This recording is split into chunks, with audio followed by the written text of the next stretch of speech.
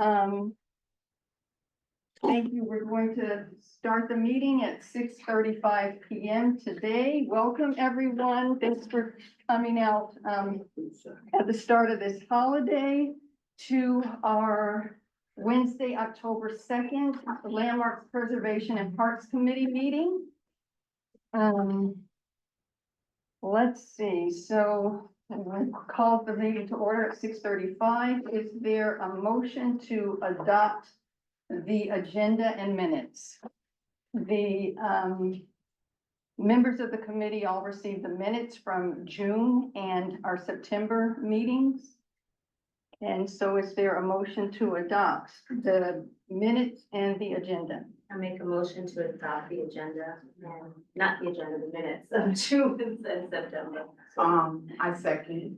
Okay, Right, and then you have two agenda items. Heather, I forgot when we were doing our agenda.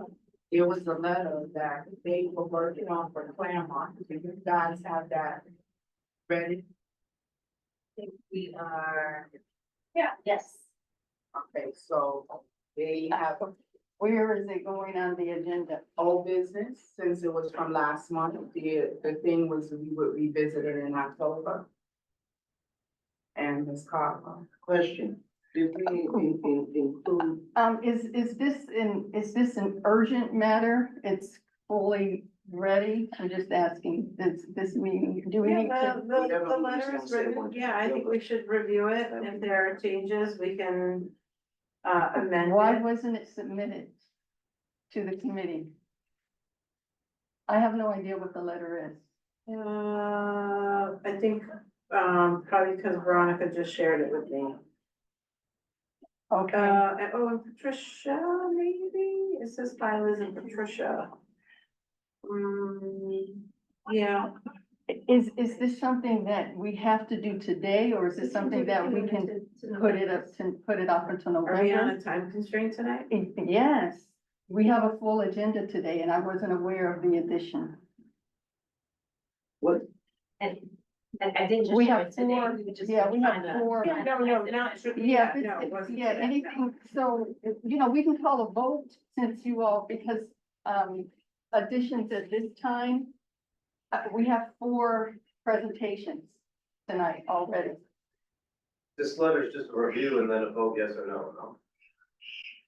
Well, generally, when you're submitting or you're doing any kind of presentation, it has to be submitted so that everyone on the committee receives it, like you all received about 7 attachments or whatever, within the last week. Okay, well, then let's put it on the agenda for next month. If we have other resolutions that we have to decide upon. No, there are no other resolutions right now, but there are presentations, okay? But if it's something urgent, I don't know what it is because I have not seen it. Oh, it's a continuation of the conversation from last month about the We Claremont can Theater. have a vote, but if you all want to vote, we can call a vote, to add this item to the agenda. for next month? No, No, for for today, What item are we talking? I have no idea because I haven't seen It was a warning letter to the Claremont Theater.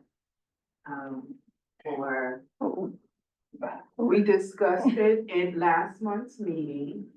Liz mentioned that they went and did renovations on the Claremont Theater that is located Let's just call the vote. What street? Let's, 130. Let's- yeah, Next to CTAC.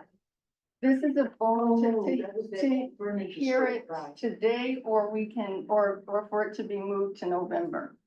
Can we move that to November? I make a motion, I'd like to go walk over there and take a look, Liz, is that all right? So then we'll call a vote, and, this is to move it to November, will be a yes, okay? I won't be here in November, but that's fine. Is it possible that the letter, since it was not submitted to this agenda, that you guys send it to us as a group, because isn't this something that you may have wanted to be discussed at executive, so. Right, yeah, this is a resolution. Right. Yeah, and we need to schedule a team meeting anyway outside of this, so it's just something that can be discussed in our team meeting, because I don't want to take a time away from our guests. We've been you know, Veronica's been sending out the emails trying to get us all to agree to a team meeting, and that would be a good time to address that. So that we all can have input on it. I would support that. Okay, so let's just take a quick vote, because I just want it to be of record. Is there anyone opposed to it being moved to November, or just ask? I abstain. I don't see why it needs to be moved to November. I think it could be addressed, so they could be ready for executive and Well, general. that is if people agree to meet as a team prior to that. They We can do that online, can't we? Yes, a virtual. The letter can be sent online and we can agree or provide any suggestion, so it can at least be ready for executive. It's not something we don't do all the time. Yeah, that's fine, as long as people agree to meet prior to executive. And so But we if haven't by done that. chance the meeting isn't prior to executive, if this team that created this resolution can get that out to us this week, and Monday or over the weekend, this committee reviews it and makes any suggestions, if everyone is okay with it, then that resolution should be able to go forward to executive on Thursday. Why does it Okay, have to so- wait in November? If we're not doing it in this meeting, That's fine, fine. let's just. It can be done Can online. I get a motion then to adopt the agenda for Why today? did you work on this one too? Okay, because we spoke about something. Come on, people, let's move the agenda at 6:42. Motion to, accept the agenda. Are there any, is that unanimous consent? I guess. I To accept the agenda, is that Yes, what you just said? as it's stated right Well, now. am I on that agenda? No, because we did not receive your information. I sent that thing, about 5 days ago. I When did you not first receive sent it. the agenda, and this is something that we openly discuss, so if I'm not on that, put me down as new business, but I plan to discuss this, because this is concerning that, mental health facility that is located on 150th Street. This is the Landmarks Committee, the Landmarks and Parks Committee. It's not the Health and Environment Committee. We're not talking about health and environment, we're talking about Sugar Hill is a landmark, and I have proof of it, That is, of and course, research. yes. Okay, so either you're gonna, just deny me No, we're not. the Ms. chance to Caldwell. speak, or Caldwell. you wanna allow me to now come with preparedness to speak on what I brought up last meeting.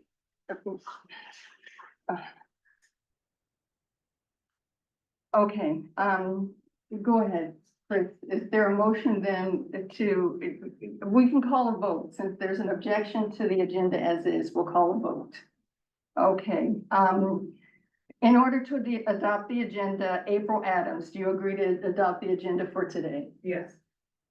Patricia Caldwell, If the discussion on Sugar Hill is not included now. okay, Joshua Christopher, Abstain. Chris Johnson, Yes. Veronica Savage, Yes. Liz, What are we voting on now? to adopt the agenda as it is today. Yes. Okay, I'm a yes, Annette, Abstain. okay. All right, 1, 2, 3.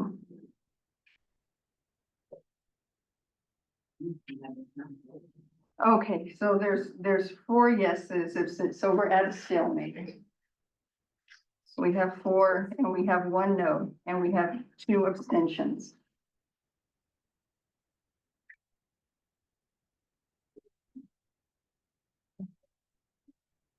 Okay. So, Ms. Caldwell, you'll have to, explain to us how this relates to the Landmarks Preservation Committee. And what is it within the district that you are trying to landmark, Okay, and the research that you've done.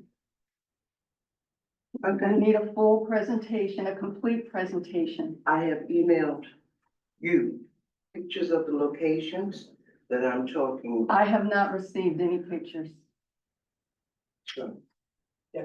I sent it to you within an hour ago. Could you look and see it in the email I just sent pictures to you? Ms. Thank you. Caldwell, it's. I don't even we- need the pictures, we- I could just speak, if that's okay. You know. Am I we- bothering we you to need- speak? No, we need presentations sent just like everyone else a week in advance. I And did has send to it be in sent- advance, but you're claiming you didn't get it when you go back and check your mail. I won't require an apology, but I did send it. Okay. I think if it's 5 minutes without photos, that would be. All I need is 5 minutes. Fine with me. I mean, this is taking longer than it would take to present. I just don't, what is the name of your agenda item, Ms. Caldwell? What is the Okay, name so it can be this added to is, the agenda? Oh, gosh. I have sent this to you. You sent something Monday, not last week. What's the name of your agenda item so that we can Can I add pull it Ms. up, please? Caldwell? Can I pull it up? And Ms. Caldwell, it's 6:46, we have people waiting. Stop, Heather. I am pulling it up. Please be patient. I have screen telling. I guess we can call it the proposal to save and preserve Sugar Hill. Thank you. Let's do that. What is it called? The proposal to save and preserve Sugar Hill. Sugar Hill. Manhattan Community Board 9, Landmarks Preservation and Park and I'm presenting. And you're Oh, not exactly. presenting We'll right do that in now, a minute. you're being added to the end I of the thought you gave me agenda. 5 minutes. Not right now, That's. that's, you know, Oh, I see it. I got it. Okay, and this is old business or new business?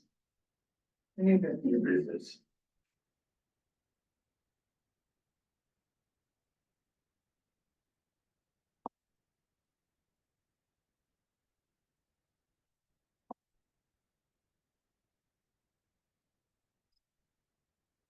Does anyone else have any kind of logging on with the insight? I'm just. I think I was knocked off because it's no longer showing on the screen. I'm not sitting on you. I'm not getting it either. So, I'm trying to log back in, but it's not.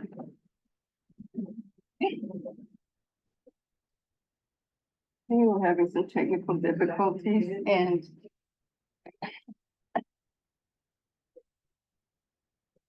It's Caldwell sent us something, it's printed out here, is that what she's looking for? Or I something else? have no idea what it is and how it relates to this committee. I don't know. I can, share it. I have access to it once we get there. I didn't know you. Good, thank you. Did you please sign in? Did you sign in? Yes. Yes, ma'am, I did sign in. And just please provide your affiliation. That's what she sent in an email. Yeah. I'm a resident of Section Service, Well, you met her at the table. and I was here last night, Miss and I was Caldwell, at the table. Yes. this is what you said. The reopening of the park, exactly. So, That was the end of it. Can someone go get, we need to get hosting abilities again. Would someone please go next door and get, Hakil? What, Heather? Cause you keep getting knocked off. This is, It was already you know, included in you all complain about the meetings, the length of the meetings, and it's now 6:49 and we still haven't, started our first speaker.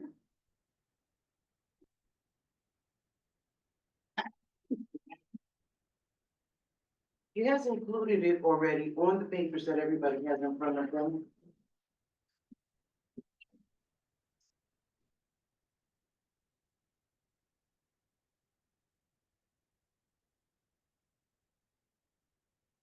Okay, if everyone who's online, if you could please kindly sign into the chat, and let us know that you're here, provide your affiliation, please.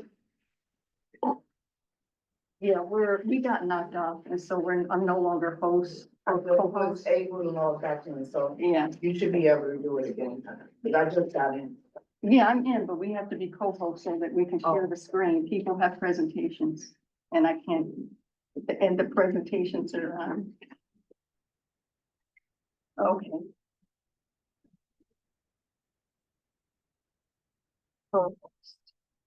Thank you.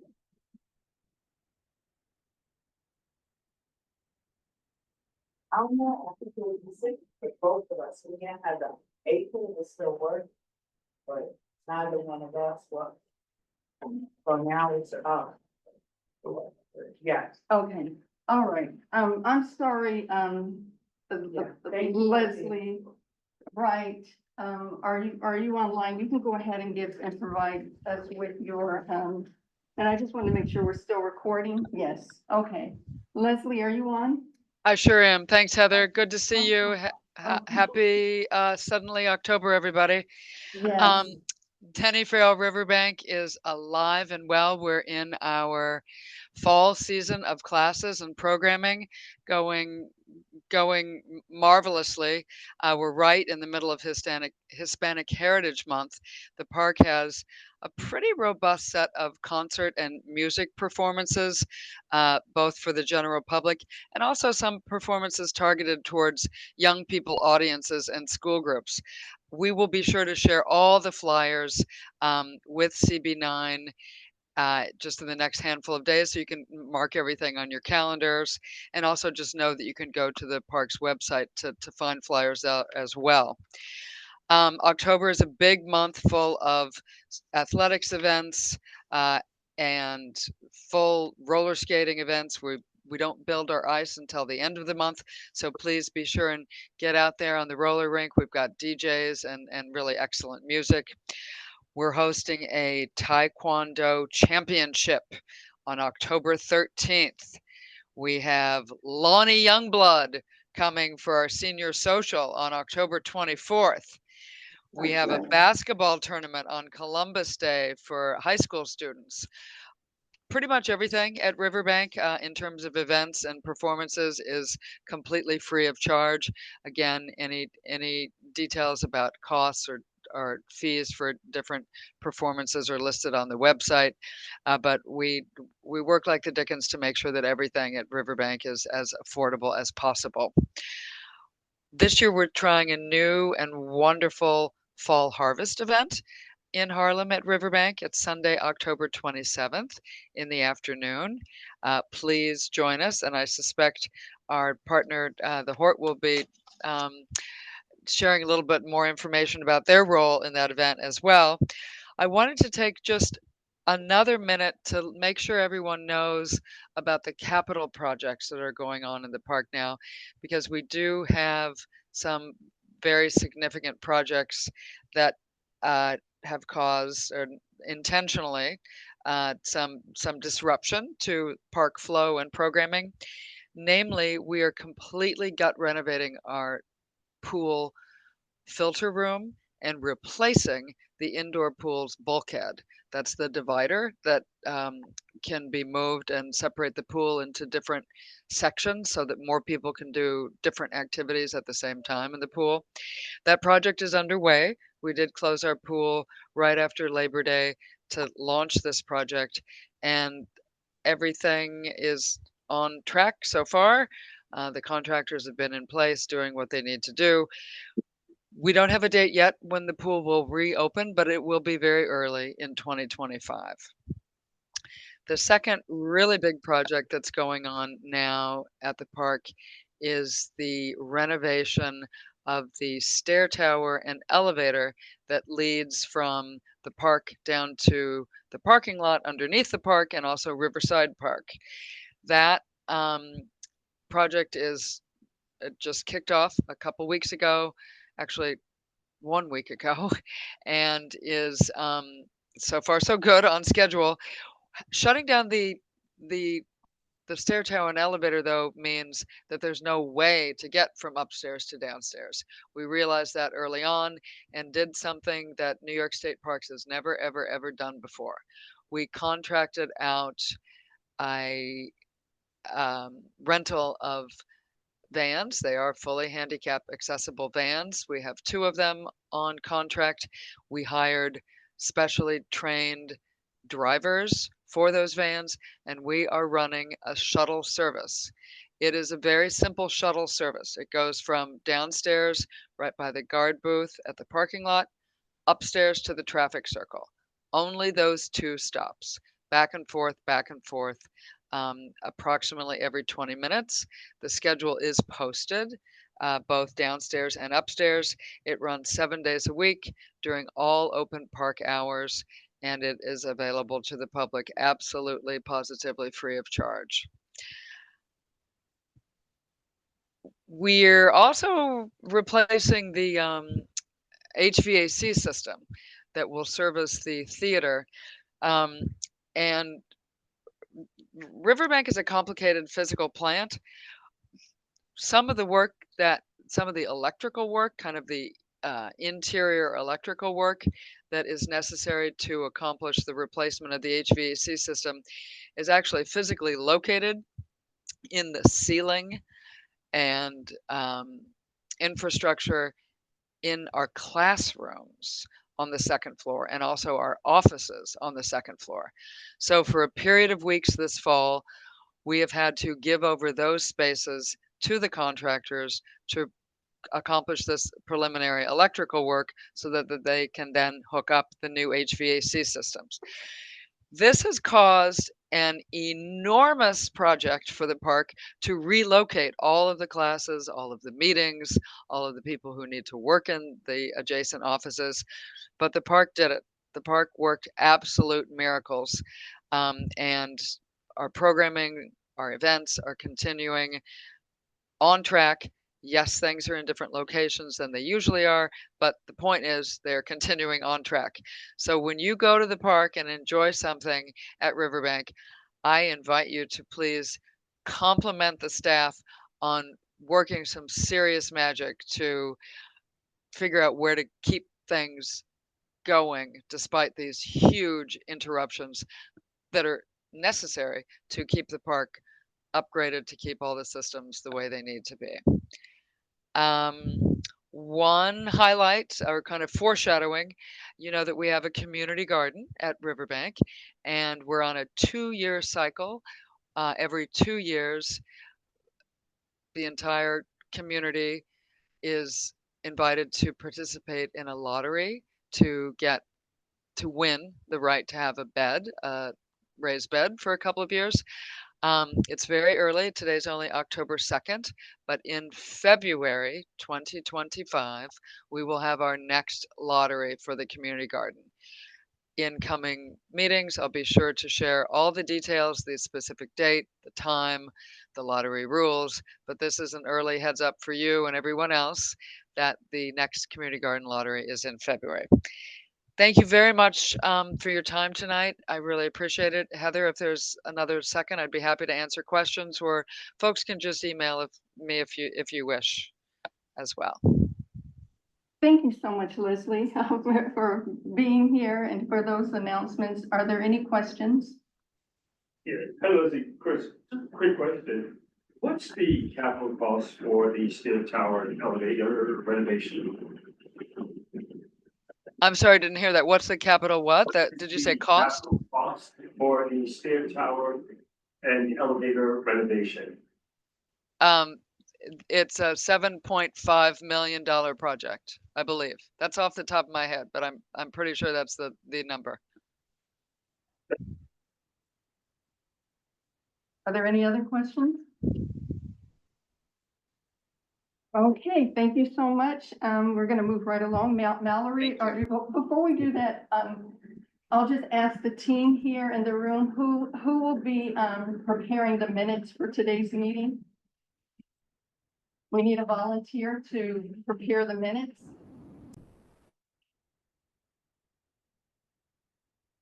The minutes will not be prepared unless someone volunteers. We all are on this community board because we're all supposed to be participating. Chris, thank you so much, Chris. Okay. All right, Mallory. Hi, thank you. Yeah, as Leslie mentioned, we're in our season of harvest. So here at the greenhouse, we're really inspired by actually the poem by Gwendolyn Brooks, We Are Each Other's Harvest. And as Leslie mentioned, on October 26th, we'll be joining all the other complexes in offering our greenhouse offering for the Riverbank State Park Harvest Festival. So we'll be doing some herbal remedies here from the greenhouse. And if you want to make a weekend of your Harvest Festival, we'll also be out here on Saturday, October 27th. I'm going to drop the information for this in the chat after I'm finished. But that event will be from 11 a.m. to 2 p.m. And that just gives you a taste for the next day's Harvest Festival as well. There'll be music, a squash patch, lots of fun art making and games and food. And then we'll continue the fun the next day for the Riverbank State Park Harvest Festival. Some other announcements. Now that we're hitting fall, we are welcoming applications for our Hort Greenhouse Fall Winter internship. And we're prioritizing young people from Harlem. So we're going to be, again, I will leave the information in the chat, but please let the young people in your life know we're prioritizing young people from Harlem for a 10-session program in which we offer honorariums. Young people meet Fridays from 4 to 6. And the program will include curriculum on plant care, urban agriculture, art, cooking, and more. It's a good time to be out in the garden. They're going to be learning how to put the garden to sleep and how to harvest. It'll culminate in their end of the year market bag giveaway, which I'll send you more information about in November, December, because the young people will plan an event in which they'll share market bags with you all. In speaking of the young people in Harlem, I also want to share that we are open again for fall field trips. So again, I will leave the link in the chat. Schools can sign up via Explorable Places. And these are field trips in sustainable self-care, city farmer, and young naturalist. And we have some great educators who do a garden and greenhouse tour, some planting, and then an activity depending on what session they're choosing. And those are normally $125, but I just wanted to spread the word. Please let the schools know in your area because CB9 and CB10 schools are free. And so please let everyone know, K through 12, they're welcome to a field trip here at the greenhouse. Our calendar is open. And lastly, yeah, just continuing on our fall programs. Today, for example, we did listening to the body using plant allies and understanding how plants make us feel in our bodies. So please, if you haven't been to the greenhouse or garden, come for an evening program, come on a hot Saturday. And yes, as I said, I'll drop all that information in the chat. Thank you so much, Mallory. Are there any questions for Mallory? Mallory, I will contact you offline because I have a couple of questions about something. Okay. Sure. Are there any questions? I'll leave my email in the chat as well. Yeah. Okay. Thank you. Thank you so much. All right. Are there any community gardeners that have announcements? We did receive a email from Judy Desiree. I don't see her on right now. No, she wasn't on, she's there. She is? Yes, I'm here. Oh, I see you. Okay. Go ahead with your community garden announcement, urban agriculture announcement. Yes, hi. My name is Judy Desiree, Uptown Boogie Healthy Project. And we currently manage, well, first we have the farmer's market on St. Nicholas Avenue, 137th Street on Saturdays from 9 to 3. We also have compost and clothing drop-off. The market is there until November 23rd. And I'm also here in the capacity of the community garden, St. Nicholas Miracle Garden. We have built a greenhouse that is currently growing about, I should say, 4 or 6 types of seedlings currently. And we're fundraising to complete the remaining project. So the greenhouse initiative is mainly to provide seedlings to urban gardeners and our farmers who lose crop due to climate issues or just pest or any type of issues that they lost a crop, we would provide them with seedlings. Also, we wouldn't want to be a hub to community gardens in Upper Manhattan and the Bronx for year-round seedlings, if it's for the garden entirely or for a private bed. And the next initiative is to actually make it more technology savvy. And that means installing the solar panel, connecting it to a power station that would activate the fan, and all the types of technologies that need power. And we also looking to design with Cornell the irrigation system inside the greenhouse. This will allow the greenhouse to be self-sustainable and provide data and resources for future learning about our seedling and seedling growth. I'm also here stating that we need some funding support to buy additional supplies to complete the project, hopefully before November. So if you were to visit uptowngoodfood.com /greenhouse, you can see what our project is like. You're welcome to come on Thursdays. We're St. Nicholas Avenue and 127th Street, right diagonal from Maison Harlem, if you in that area. And you're welcome to come by on Thursdays between 3 to 7 to visit the garden and also see the greenhouse and see the seedlings that we're growing. Hopefully by the end of October, we'll have seedlings to give away. And to learn more about what projects and tasks are left to be done is detailed on the website.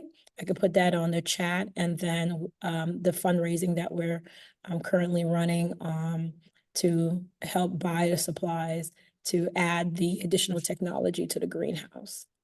It's fascinating. I went there last Thursday. Thank you so much. It's just, and I've asked Judy if you could just please come back and provide us with a presentation on what you're doing. Because it's just, please, if anyone gets the opportunity to go on a Thursday afternoon, it's worth seeing what she's doing. Yes, yes. So thank you, Judy. Thank you are for there any coming. questions? Yes. What was the name of the organization? Uptown, just repeat your organization again. I'm Uptown and Boogie Healthy Project. The farmer's market is named Uptown Good Food, and the greenhouse is currently in St. Nicholas Miracle Garden. There's a lot of names. And please put the information in the chat, okay? Yes. Thank you so much. You're welcome. Thank you. So we're gonna move on to Riverside Park and West Harlem Piers. Wesley?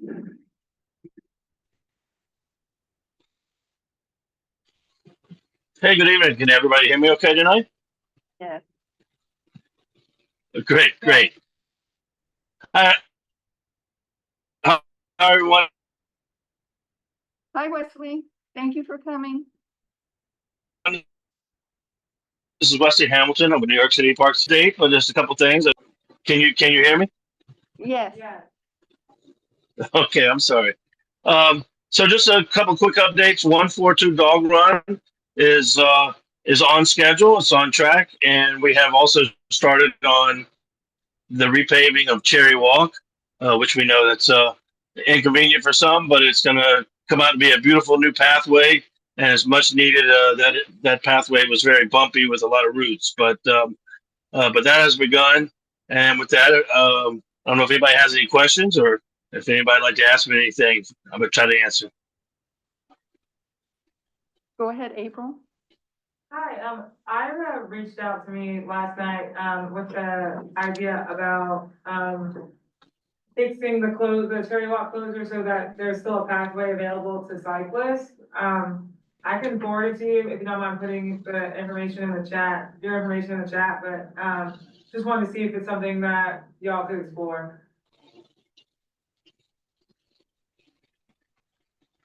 I'm sorry, April. I couldn't copy all that. Could anybody repeat that, or can you repeat it? Yeah, can you hear me? Like this? Yes. Yes, So- it's coming in and out. I have a bad signal, but if you could repeat the question for me, I'm sorry.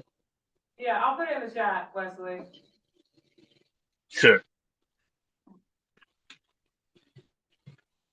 Okay, Are there any other questions? Does any, let's see, Liz, I saw your hand up. You have a question? Oh, Wesley, this is Liz. I didn't hear, what is the timing on the, Cherry Walk path restoration? It's the train. Wesley, can you hear me now? I think it's just. No, I lost you there. Can you come again? Can you say it again? So Leslie, I'm sorry. Can you say again? What is the timing of the Cherry Walk path restoration?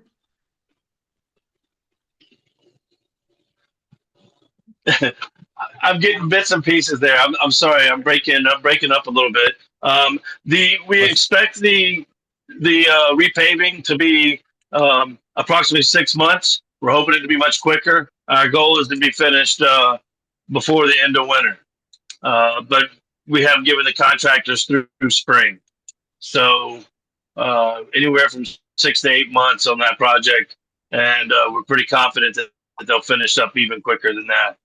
And to answer Shavana, I'm sorry, we've been trying to get a hold of contact to get some more information on the kayak launch. We haven't forgot about that, but we don't have any new information. Only that we're trying to get the EDC was looking to help fund that and help support us in that. But we don't have any more to add to that right now. We'll continue to try to get a hold of them and try to get a finite answer and get back to the community board. Did I answer the question for Cherry Walk? Okay. Yes. Savannah has a question. Can you give an update on the kayak launch? No, he did, but I'm just saying the money is there. It's just that they haven't provided an update on the construction. It was supposed to be fast-tracked, and no one can seem to get an answer from Mr. Ortiz, who's supposed to be the liaison at EDC. Can you hear me? Correct. We're trying to get in touch. Yes, I got a part of that. Not all of it, but yeah, we're trying to get some information from the EDC as to exacts, because they're going to be involved in the repairs for that. So we're continuing to try to do that, and once we do, we'll update the board. But I'm sorry, I don't have new information on that at this time. Thank you. Okay, are there any other questions? Heather, may I ask a question? Go ahead, Victor. Thank you, Victor, for being here. Oh, no problem. Good evening, Wesley. How are you, sir? Good, Victor. How are you? I'm good. Just a question. I'm a bike rider. I ride the bike path quite a bit, the Greenway. And what I like to suggest maybe for the spring, I would say from 125th to about 158th, there's no markings on the ground as far as the bike path, a line between, just a line designating what side you should be on. When I ride lower parts of the Greenway, I always— Right, understood. I'll take that into advisement. I know recently DOT actually put some markings on there, probably not enough that we would like. They didn't make a line, but they put like bikes and pedestrian and which direction you should be in that area from 135 up to 155. So DOT did do some stencil work there, but noted it could be better. I get it. I ride the bike trails as well, and I know what you're talking about. So we'll mention that, and we'll make note of that. Thank you. Okay, thanks. Okay, thank you so much, Stephanie.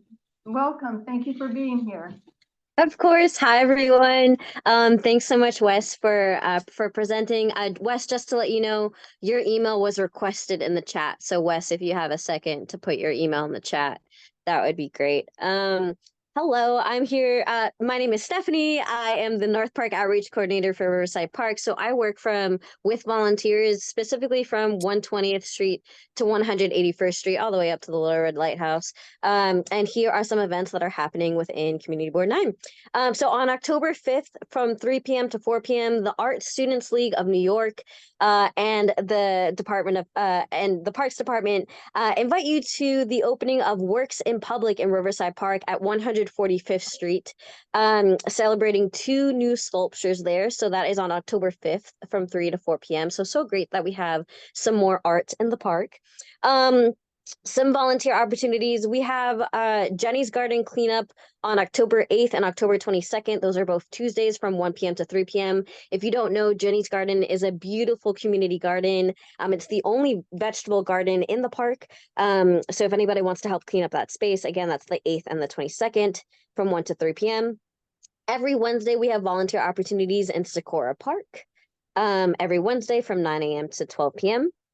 And on October 26th, the 4th Saturday of every month, we have gardening at Ralph Ellison. So if anybody was thinking about learning how to garden and how to weed and how to identify certain plant species, that's always a great time on the 4th Saturday of every month from 9 a.m. to 11 a.m. at Ralph Ellison Memorial.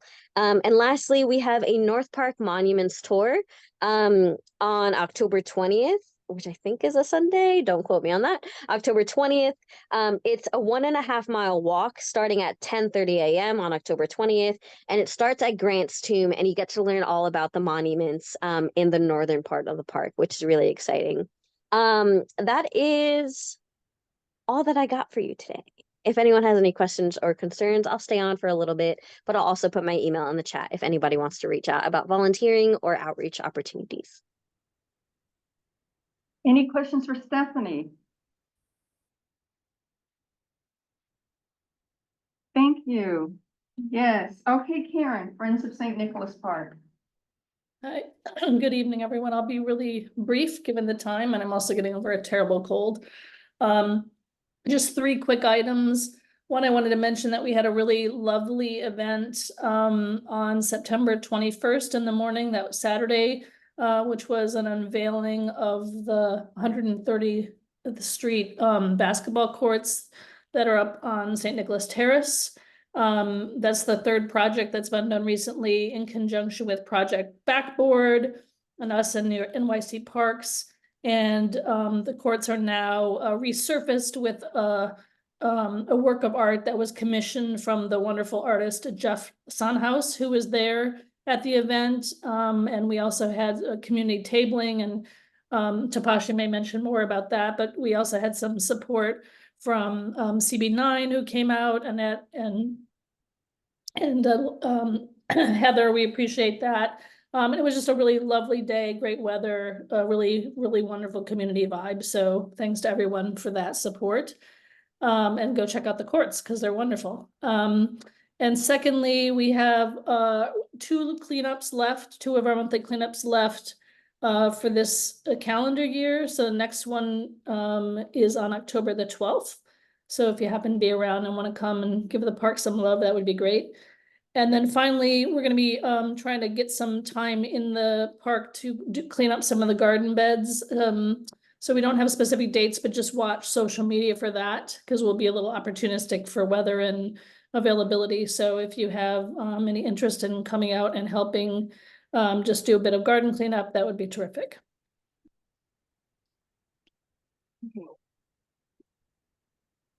Okay, Karen. Wonderful. Thank you, Brett Taylor. Are there any questions for Karen? I don't have any questions other than it was a great event. The artist Jeff Sonhouse did an amazing job with the course, and I second what Karen said, thanking Heather and Veronica Savage. She was there. It was a good time.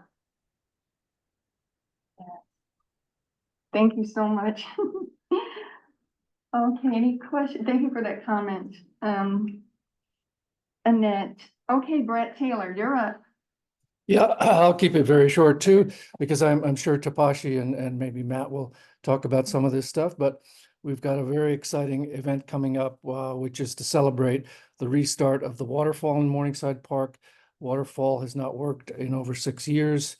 We've had a great partnership between Parks and Columbia University, where Columbia has provided sort of in-kind help to rebuild the pumps. And so we're ready to get them started. We're going to have a big celebration starting at 10 a.m. on Friday. So if anyone's available, please come out. We'll be right there at the pond at 113th, 114th Street in Morningside Park. yeah, I'm sure Tabashi will have more to say about that. I know that Victor's on the line and he's going to be one of the speakers, so we're very happy about that. And I hope Heather and Annette will also be able to make it, and anyone from the committee. Yeah, unfortunately, I will not be able to make it. I have another volunteer engagement that, Brad, so I I'm will- gonna do my best to be there. It's my plan. I have something else in the morning, but it might allow me the time to get there. I actually really wanna see it. I really since- want to see it. Since it's been happening and not happening for so long, so it's my intention to be there if time allows. Yeah. Oh, and I see And Savannah here. I would like to just say that if I could just finish for a second, that we're so thrilled that Savannah brought all this art to many of our parks. And I guess that show goes through the end of October, right, Savannah? Yeah. So right in Morningside, in the area near where we will be meeting, there are at least 3 pieces in close vicinity to where we're going to have this celebration. So you can see that. Yeah. Oh, that's it for me. I saw the thing about the marker. I'm hoping that maybe the community board can bring that up at the celebration. There certainly should be a permanent marker on the spot that sort of explains the history of that site, similar to what they've done for Seneca Village in Central Park. That's been a community board project ongoing for probably 10 years at least. I agree, Brad. And I did invite Carolyn Brown and Leon Denmark to the event Friday, who good. were part of the protesters from the 1960s. You met them before. So I hope one or both of them will also be able to make it on Friday. Yes, yes. And thank you, Heather, for making that connection with them Yes. a couple of years ago. That's really amazing that they still live in the neighborhood. Yeah. Yeah, they're my neighbors. One is my next door neighbor. Okay. So thank you. Any other questions for Brad or comments? Wonderful. Thank you so much, Brad. And now we're to Tapaji, and I know she's on. I saw her earlier. Yes, hi. Hi, Heather. Okay, great. Sorry, I think I'm having some issues with my camera, but No worries. Okay. My name is Tapashi Narayan. I am the Historic Harlem Parks Administrator. I oversee Morningside, St. Nicholas, Jackie Robinson, and Marcus Garvey Parks. I guess my partners have stated many of the things I would say, but I would echo that the October is the last month to see the Harlem Sculpture Garden in Morningside, St. Nicholas, and Jackie Robinson Parks. At Morningside this Friday, we are having the waterfall event from 10 to 1. You can enter in either at 114 Street or at 113 Street and Morningside Avenue. Come learn about the projects that Columbia is doing in the park, such as the algae monitoring and also how they cleaned up the pumps to make the waterfall work. We'll also have some really cool air and water drones that will be on display, and Columbia researchers will talk about. We'll also have some information on the upcoming staircase project that Laura Dropper presented on at the last community board meeting. So the run of show includes like a speaking portion from 10 to 11 a.m. And then there's an informal community mixer and poster board presentations where you can go and talk to the researchers about what research they're doing in the park. And then on Saturday, October 5th, Parks is screening The Incredibles at Morningside Ball Fields from 7 to 9 p.m. And also at St. Nicholas, echoing what Karen said, we had a very beautiful event on September 21st. The weather was very beautiful, clear skies. We had some shade from the trees. And of course, want to thank all the community partners that participated, including the community board. Annette came early and sat through the whole event. So thank you, Annette, for doing that. Veronica came early. I was late, but we were there the whole time. Veronica was there early. Veronica got lost. She was on the lower level on the avenue. It is teamwork, though. Yeah, teamwork. We also had Harlem School of the Arts, Harlem Hospital, Harlem United.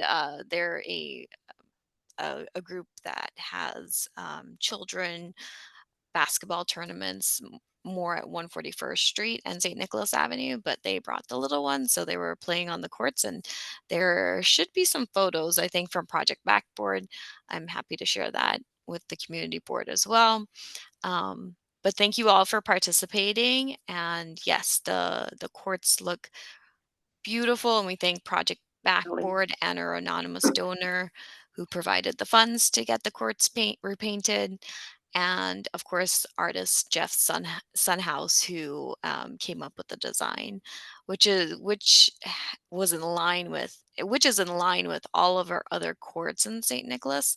It has a diamond shape to it, so it's really cool that all the courts in St. Nicholas Park has been redone since 2020 and have that similar theme within them. Parks in general has a few Halloween events too at J. Hood Wright on October 18th. It's a fright fest walk, a fright walk actually. And that's on October 18th. I will get the details and share it with you in the chat. That's all I have for right now, and I can pass it over to Matt. Matt, okay, Matt, did you need me to? Yeah, if you could did allow need- me to share my screen, I'll give you permission to do that, and I'll just talk while you're setting that up. Let me know when my screen is in view.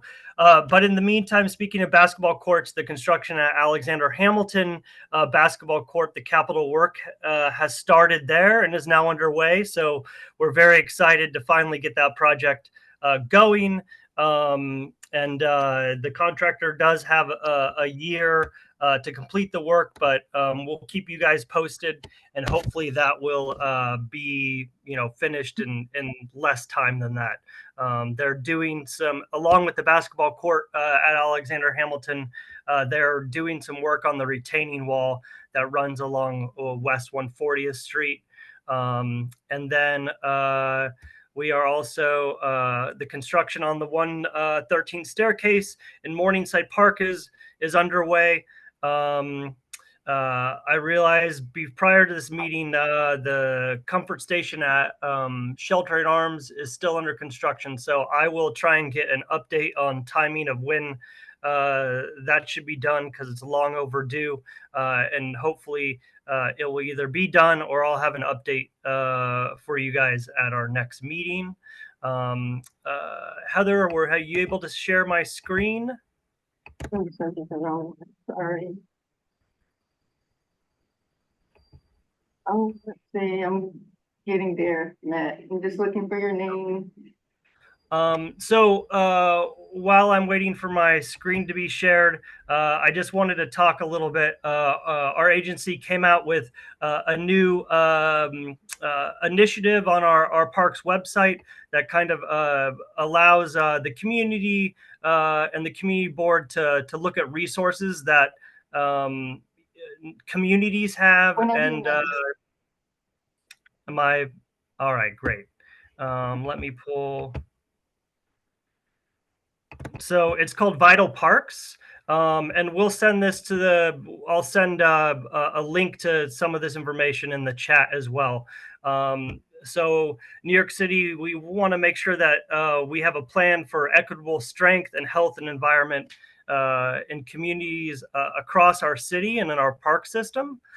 So we have created a link on our parks website where you can look to see how CB9 ranks among other community members or not other community boards in different categories.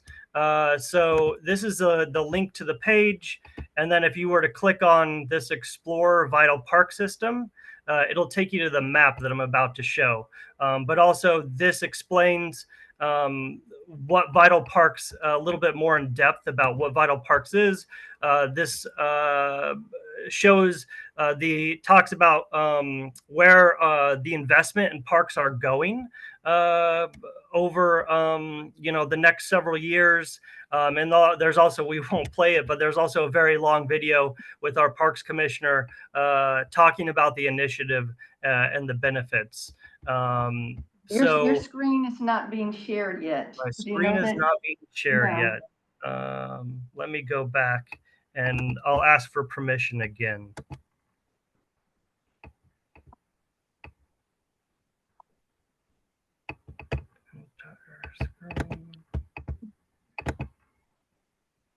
All right, can you see my screen now? Yes, it's coming in Can you now. see my whole screen or? The whole screen, we can see ourselves. Okay, great. Okay, so this is our Vital Parks with a QR code that will take you to the website. But I wanted to show you the features on our website really quick. So if this is our main Vital Parks page, and if you were to, you can see my screen now. If you were to click on this Vital Parks interactive map, this will take you to a map where you can go and compare Community Board 9 to other community boards in Manhattan, but also across the entire borough on how we're doing in certain categories with our park system. And this page also has a lot of information on Vital Parks that explains things a little bit in more detail, because there's a lot of information on this website. But if you were to click on that map explorer, you can see Community Board 9 here. So this is right now rating our everything within a 10-minute walk in the community, to making sure everyone has an active like basketball court or field. And you can see how like if we were to go to community gardens, District 9 rates really well within having a 10-minute walk from where people live to get to a community garden. You can see like District 7 just below us only rates at 38%. We can go to dog runs.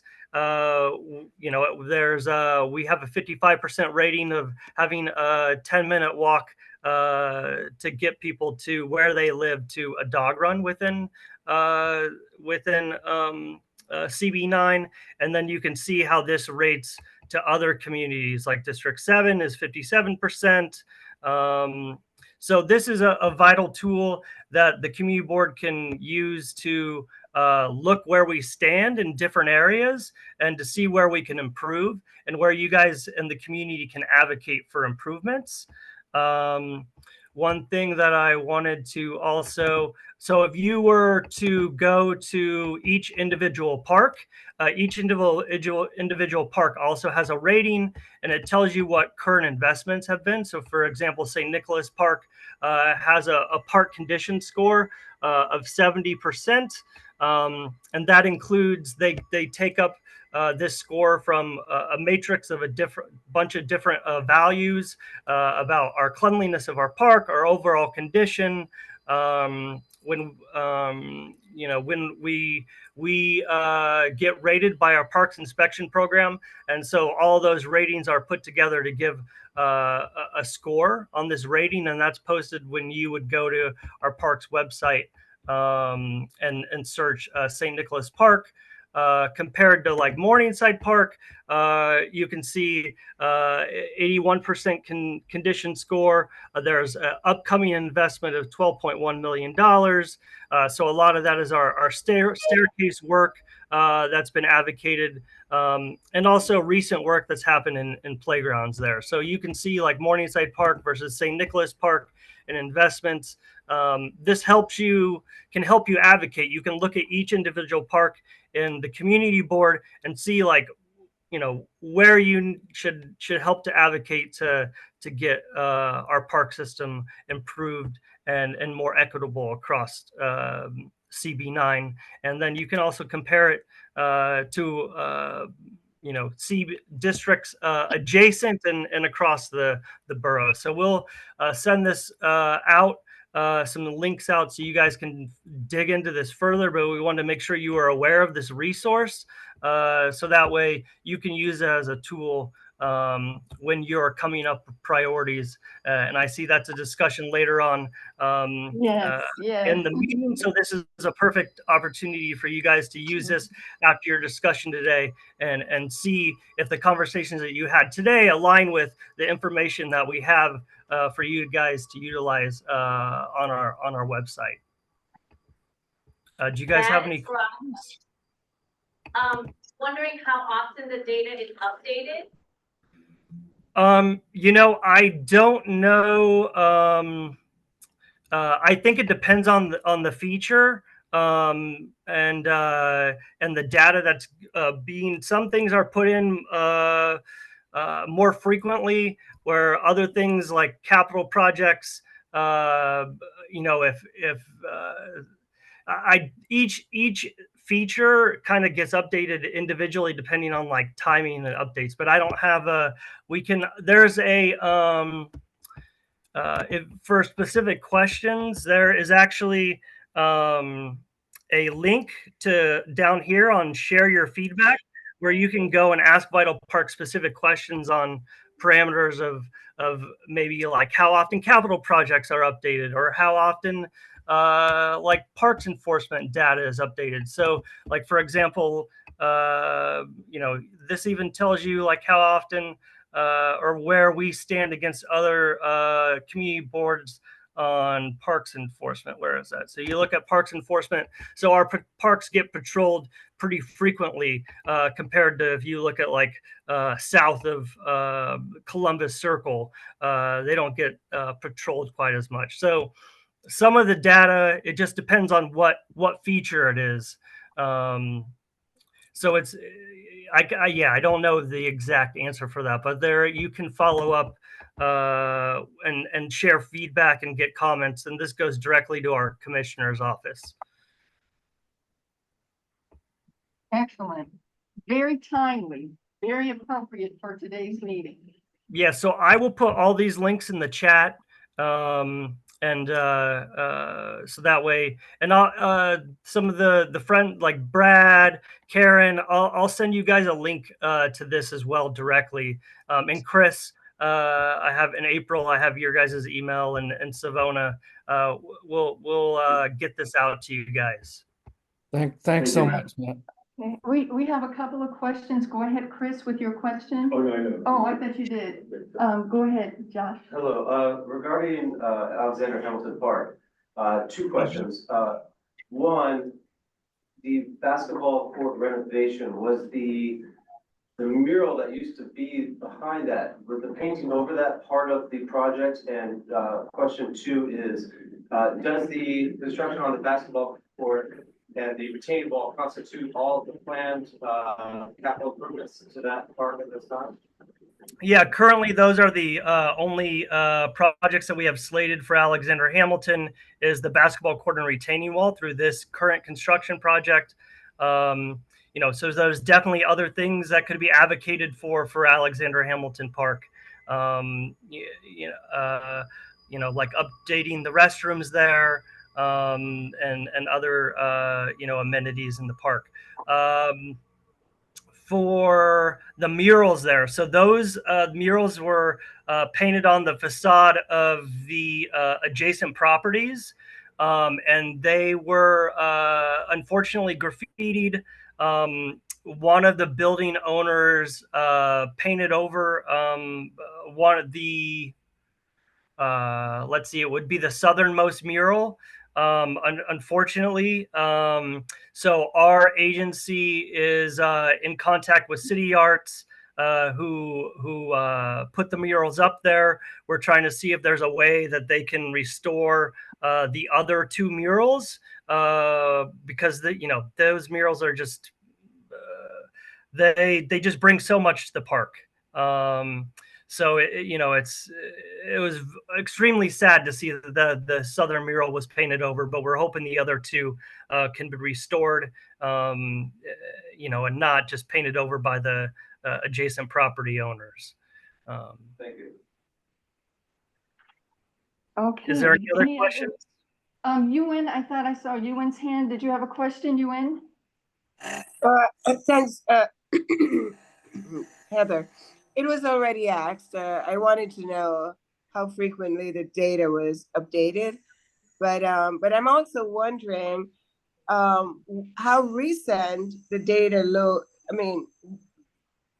the data that's there now, how recent is that data?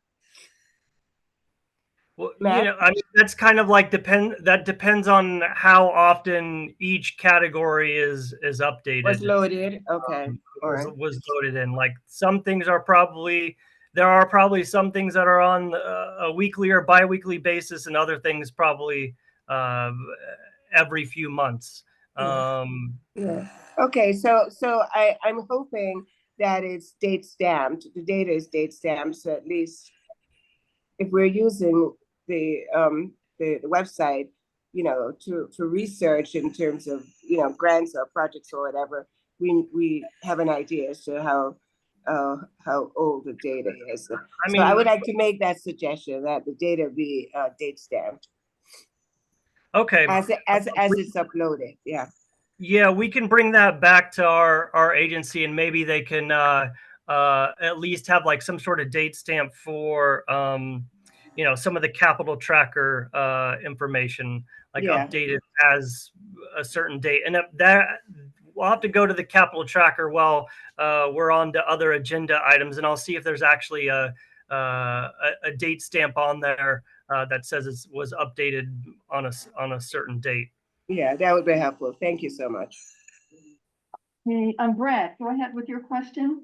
Yeah. So this all sounds like a fantastic resource, Matt. So thank you so much for presenting that tonight.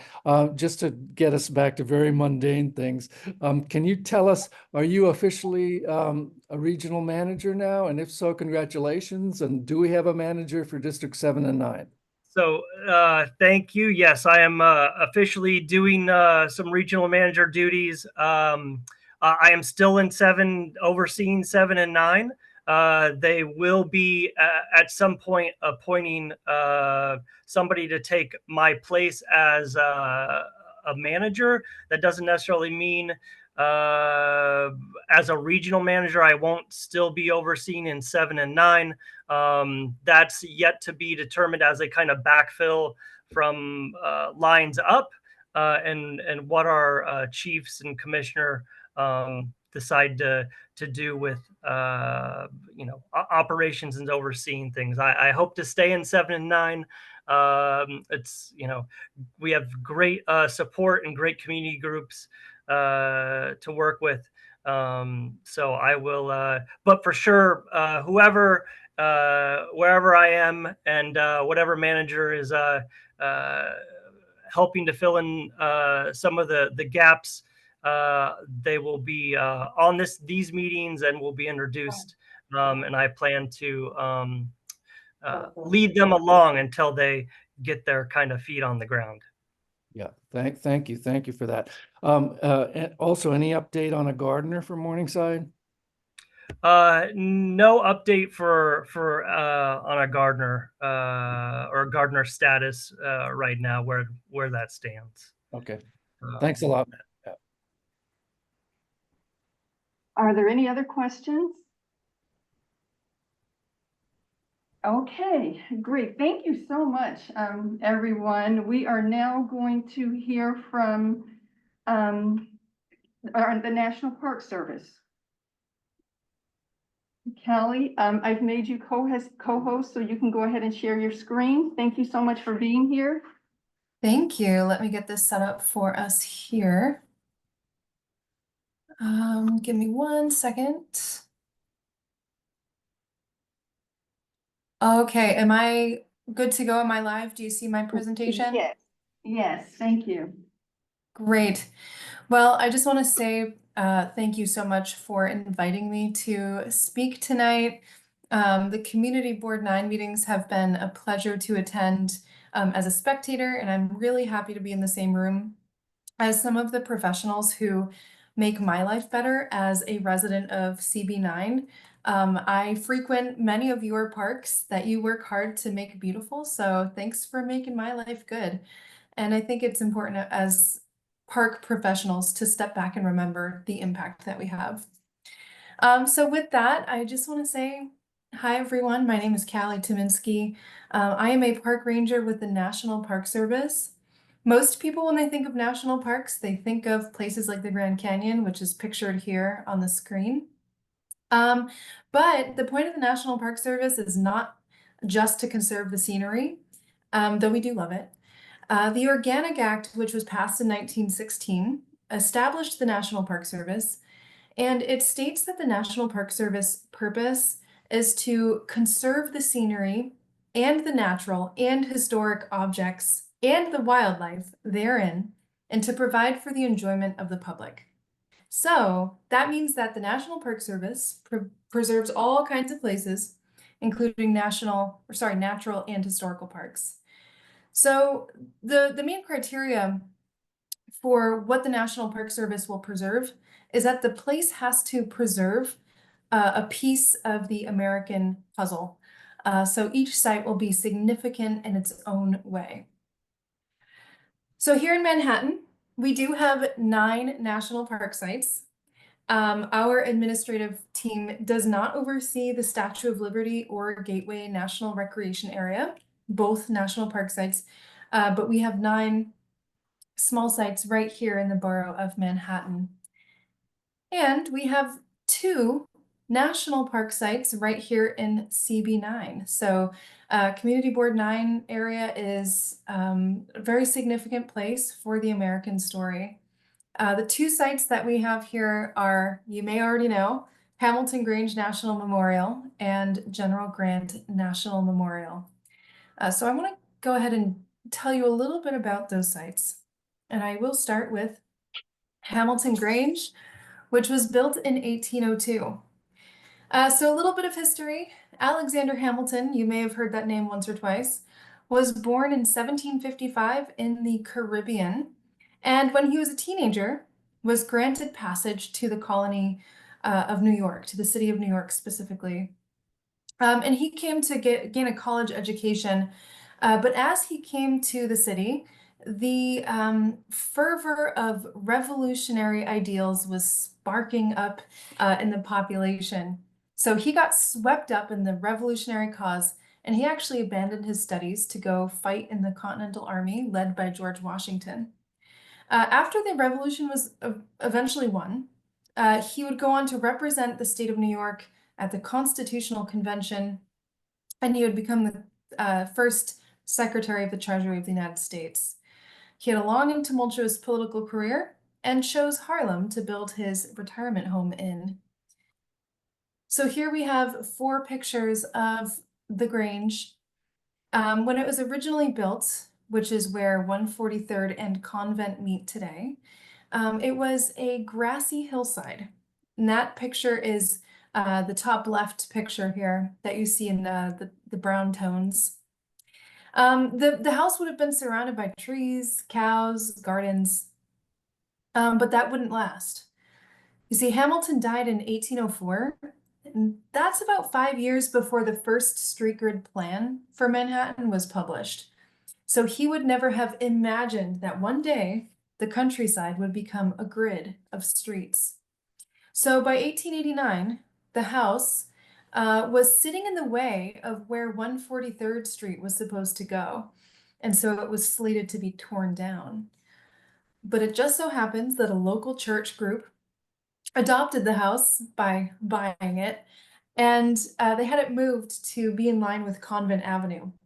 Now, I'll bet you that there are some people in this room with me that remember where it was when it was on Convent Avenue. Yeah, I see some hands raised. Yes, definitely. Yeah. So you see in my pictures here, the top right and the bottom left are representative of the house in that location. And it was in pretty bad disrepair. in those years. But finally, in 2008, the house was moved to St. Nicholas Park. And the bottom right picture is how you see it today. So, oh, I also want to just mention too, a lot of historic homes were torn down in that era, late 1800s. The fact that Hamilton Grange still exists is a testament to how tenacious and caring the community has been in this area since the late 1800s. Okay. So Hamilton Grange is open 5 days a week from Wednesdays through Sundays. We're open from 10 a.m. to 4 p.m. during the off-peak season, which is basically Labor Day up until Memorial Day. And we're open till 5 during the summer. When you come to the Grange, you can watch the park films, take a tour of the house, browse the merchandise, see the exhibits, and participate in the Junior Ranger program. If you're not familiar, that's a program free for any child or adult to take part in to earn what we call the Junior Ranger badge. It's kind of like my badge, but it's a little wooden one. It's very cute. We also welcome school groups, community groups. We have hosted like senior housing groups before, families that are traveling. We really love seeing anyone and everyone who will come through our door. And everything we do at the Grange is free of charge unless you buy some of the merchandise. That's the only thing that costs money. We also get a lot of help from volunteers as well. We are a very small staff at our national park sites. Our permanent ranger staff is 2 people to do all that programming. So our volunteers are a huge asset to us. The volunteers help us give tours, educational programs for schools. We also have a weekly gardener volunteer coalition. If you've ever walked through the Hamilton Grange section of St. Nicholas Park and you've seen the roses or the annual flowers, the shrubs, that's all volunteer. So every Sunday at 10 a.m., we welcome anyone who's interested to help us out, to come on by and, bring your clothes that you don't mind getting dirty because we get to work. So if you're interested in any type of programming at Hamilton Grange, if you want to work with us, come and visit, volunteer. If you have follow-up questions, my email is currently on the screen. It's callie.tominski@nps.gov, but I'll also drop that in the chat, and I'm happy to connect you with any resources that we can share at Hamilton Grange. I have a hand up. Yeah. I guess that's me. Hi, Callie, Liz, from Community Board 9. I live across the street from the Grange, so it always looks beautiful there. Thank you. So I have more of a long-term question for you, in terms of the second floor. To the best of my knowledge, it's never been opened. What are the National Park Service's plans for the second floor? Yeah, that's a great question. And actually a question we get very often at the Grange. We currently do not have any plans to open the second floor to the visiting public. The reason for that, well, there's a couple of reasons for that. First of all, we don't have any historical record of how it was used or how it was decorated. So we can make our best guesses, but the historic floor that we show off to visitors today has very good, solid evidence for how it was decorated and what it looked like. So we'd be pulling at some, pulling at some strings, trying to get that top floor looking historic. The other thing is the fire code.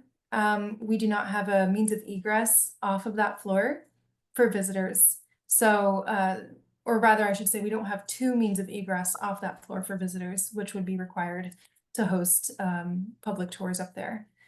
So that's how it stands for now. But the house, I always say, the house is 222 years old, so who knows in the future. I have a hand up in the back. Yeah, of course. Hi, I'm April. I also live in the neighborhood. I am the girl with Sheba that y'all probably see like 2 times a day right outside of the Grange. And thank you so much for the presentation. Also, the beautification team.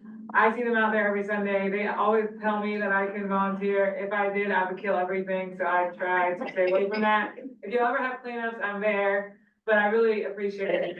And also, they have like these gorgeous marigolds out there right now, and it's perfectly timely since the Day of the Dead is coming up. It looks amazing right now. But I have two quick questions. I know that y'all are only open Wednesday through Sunday, but up until just like 2 months ago, the gate used to be open right there on the side of the park on 141st, and now it's closed every Monday and Tuesday.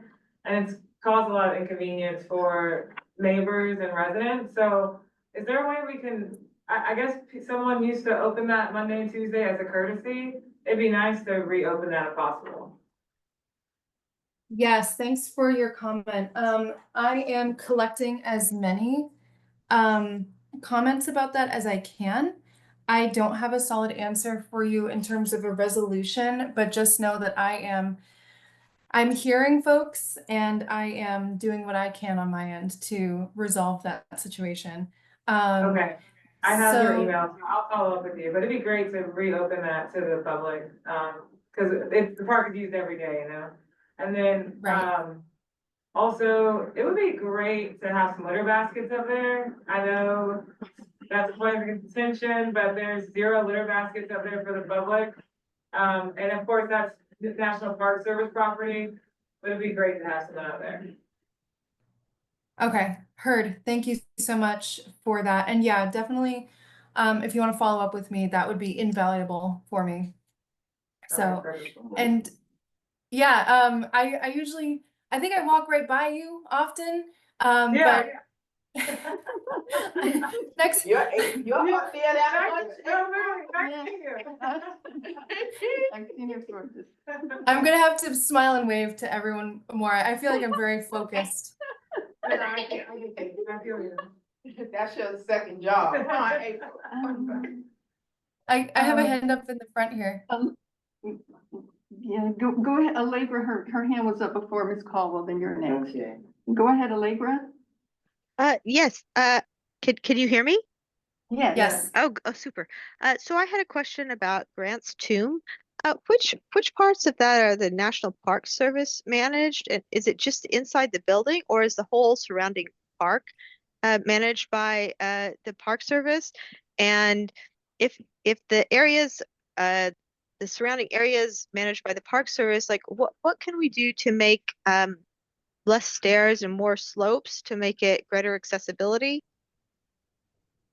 That's a very good question. And I will be talking about the tomb in a little bit, but that's a question I don't think I can answer because so a lot of that is going to be historical structure. So it's something that we can't really change. It was built in 1897. We wouldn't be allowed to change it. So more specifically on the outside of the structure. That we manage? I don't know where New York City parks and where national parks, I don't know what the demarcation line is. So I guess that's really my question, because on the outside, there's a lot of staircases and it does make it more difficult for people to get around, getting in and out of the park. It's kind of awkward to get in and out of the park because the street lights to get into the park are usually just flashy yellow things, and they don't actually stop, and traffic's fast on Riverside, of course. So I guess it's about accessibility to the park, and what part should I be going after New York City parks, and what part is National Park Service? Thanks. Yeah, of course. Yeah, thanks for that question. So I don't want to be starting any like wars here. So I would have to consult a map to give you the most solid answer possible. But to my recollection, we have the tomb itself. And then around the tomb there, or in front of the tomb rather, there's this big plaza with the square tile like stones. That would be us up until there's a walkway. The walkway that's like way in front of the tomb is not us. That would be City Parks. When you leave the tomb, and then there's those 2 staircases kind of diagonal from the tomb, those are National Park Service. So that's kind of our zone. I hope that at least provides some clarification. I do have some pictures of the tomb later in this presentation that I can use to try to clarify for you, but please feel free to send me an email and I will give you a much more full answer with pictures. Oh, super. Did you drop your email in the chat? Or, oh, it's here. Not yet. It's on the slide right now, but I will drop it in the chat.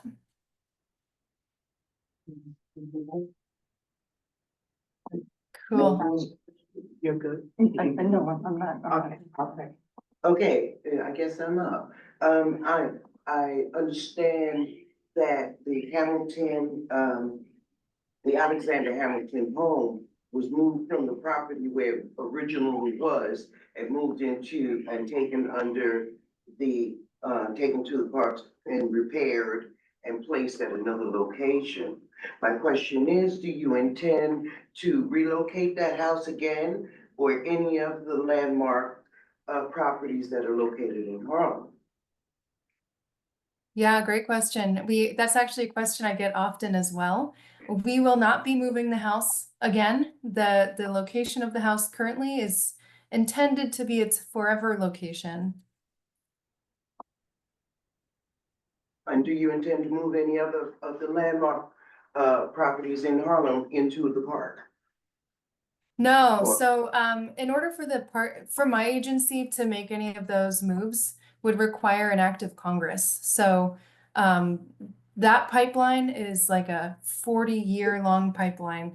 It took us 40 years to acquire the Grange and another 46 to move it. So I wouldn't worry about the Park Service expanding too much more. Yeah, okay, thank you. Yeah. All right. These are awesome questions. Thank you so much for your engagement, everyone. This is great. This is what makes, this is why I'm a park ranger. Okay, so I'm going to move on. And one thing I forgot to mention is the yearly events at Hamilton Grange. You're invited every single day that we're open, but there are some great events that we put on throughout the year. In January, we celebrate Hamilton's birthday with some presentations. February, we celebrate Black History Month. We have in the past had guest speakers, we've had music, we've had exhibits made for that. In June is my personal favorite day. It's Caribbean Day. We typically choose a Saturday in June and we invite musicians, dancers, storytellers, craftspeople. It's a wonderful day. And it usually is just one afternoon. So stop by and see us next June. In July, we have the Hamilton Death Day, which is what this picture comes from. And in September, we have our National Public Lands Day. This year we got rained out. It was last weekend, so no one showed up, but we'll be trying to reschedule for another day in the fall. So check out our website and I'll put that in the chat for you all to keep caught up with our events. So now we're going to go south a little bit to Riverside Drive and 123rd Street. Here we find the largest mausoleum in North America. It is commonly known as Grant's Tomb, and it preserves the final resting place of Ulysses S. Grant. So we just talked about the American Revolution with Alexander Hamilton. Well, the American Revolution left some critical questions unanswered. The issue of slavery was kicked down the line for future generations to deal with. While Ulysses S. Grant would ultimately become one of the foremost figures in abolishing slavery and advancing the rights of the formerly enslaved. He was born in 1822 in Ohio, and he was educated at West Point.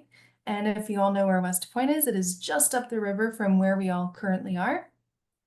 And one of my favorite things about Grant, by the way, is that he was not a prodigy. He actually received demerits at school for wearing his uniform incorrectly, and I wear a uniform sometimes incorrectly, so it's good to know that I'm in fine company.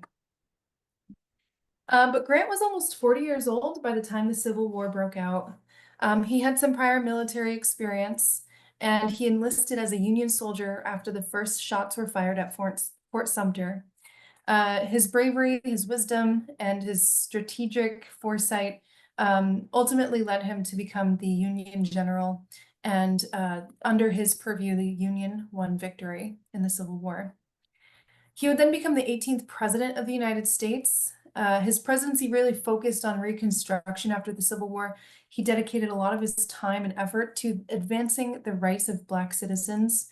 He and his cabinet created the Justice Department in order to go after the KKK, and he successfully pressured states to adopt the 15th Amendment, ensuring the enfranchisement of African Americans to vote. And people all over the country and all over the world visit the tomb and come away with a better idea of how we can use our voices and talents to make the world a better place. And it's inspiring for me every day that I'm there. Not every conversation that we have at the tomb is easy. Some people don't like this history. Some people take it really personally, but it's always our job to have these conversations to really facilitate with people. So we really are proud of the tomb. And one thing that I love the most is when visitors come and take advantage of the site. So visitors are welcome to come and pay respects to Grant and his wife, Julia, both of whom are at the tomb, and take in the stunning architecture. Rangers are there to answer your questions, provide context about the life of Grant, and the tomb itself, with the visitor center across the street, are open from 10 a.m. to 4 p.m. Wednesday through Sunday, and until 5 p.m. in the summertime. The tomb is also able to accommodate groups, like school groups, community groups. So if you want to bring a group by, just let us know. And we are, of course, seeking volunteers always. Volunteers will help us with programs, answering visitor questions. One thing that I am really trying to get started with a volunteer coalition is the mosaic bench upkeep. It really takes a village to keep those benches looking nice throughout the year. And it is high time that we get going on that. So if you're interested in joining us on Saturdays to clean up those benches, again, drop me a line, send me an email, and I'll get you connected with our team. And a quick note about the yearly events at the tomb. We have the Grant Birthday Memorial Service in April. We have the Jazzmobile Wednesday nights in the summer, which are fantastic. I think this picture is from a Jazzmobile event. In July, we have the Grant Death Day celebration or memorial. In August, we have the Great Day in Harlem. I hope that some of you have been to the Great Day in Harlem. I was not this year. I was out with COVID, but I heard it was a great time. And in September, we have our National Public Lands Day. So the tomb is great in the summer. We have a lot going on. But that's all I have. I would love to make time for questions. I know we're running a bit behind here. I sure can talk, but if you have any questions, I'm happy to answer them. I have a hand raised. Karen. Hi, can you hear me? Yeah, I hear you. Yeah, thanks for that great presentation. And I just wanted to mention one thing that I was going to raise later if I'm still on and have time, but is relating to the landmarks piece of this and just keeping an eye on St. Luke's Church across the street and what's going on with that really important structure, because it's a part of the historic viewscape of Hamilton Grange. And so I just sort of wanted to mention that. I don't know if you have an update. I've been reaching out for one, but what I usually I would be getting updates on the sale process, and I haven't gotten any, which leads me to believe things are not in a good place with that right now. So I just wanted to raise that as something to keep on our collective radar, and I'll mention it maybe later in the meeting too. Yeah, that's thank you so much. That's a saga. Yeah. I see Tapashi's hand up. Hi, Kelly. Hi. I was curious, what do you do for the Death Day memorials for Hamilton Grange and Grant? Yeah, that's a great question. So for Hamilton Grange, we have worked with our partner organization. It's called the Alexander Hamilton Awareness Society. It's an organization dedicated to making people aware of Hamilton. as if he needed more help with that. But we have them, we work with them to bring in reenactors. So actually on the screen right now is me with the Eliza Hamilton reenactor. So they'll come and they'll do like a talk outside. They'll talk like they're from that time period. And then we have a mini colonial marching band give like a little performance, show how that all works. And then we actually all go down to Trinity Church to lay a big giant military style wreath. So that ends up being like a whole afternoon. At the grant ceremony, or I should say memorial service, we do sort of the same thing with the reenactor. The reenactor will come and like, talk to the visitors and give a little program. And this year we actually hosted a state park employee who works at the Grant Cottage where he passed away to answer questions about his life. So we usually advertise these things on like our Facebooks and our websites. So if you wanted to stay tuned with our events, I would say Facebook is probably the easiest way. And we, every event is like pretty well described before it happens. Okay, thank you, Callie. Yeah, of course. Good to see you again. Awesome. Okay, I'm gonna stop sharing. Okay. All right. Thank you so much. Are there any more questions? Thank you so much for that presentation. Also very timely. I do not see Claudette Berry on. Is she on the line? I didn't see her at all. I didn't get a chance to send her a quick email. No, but she has responded, but. Yeah, she did respond.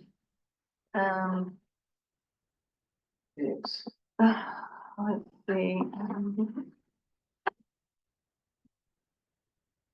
Okay, so if not, then we can skip her from now and we can go ahead and talk about the budget, and I'll leave that to you, Annette.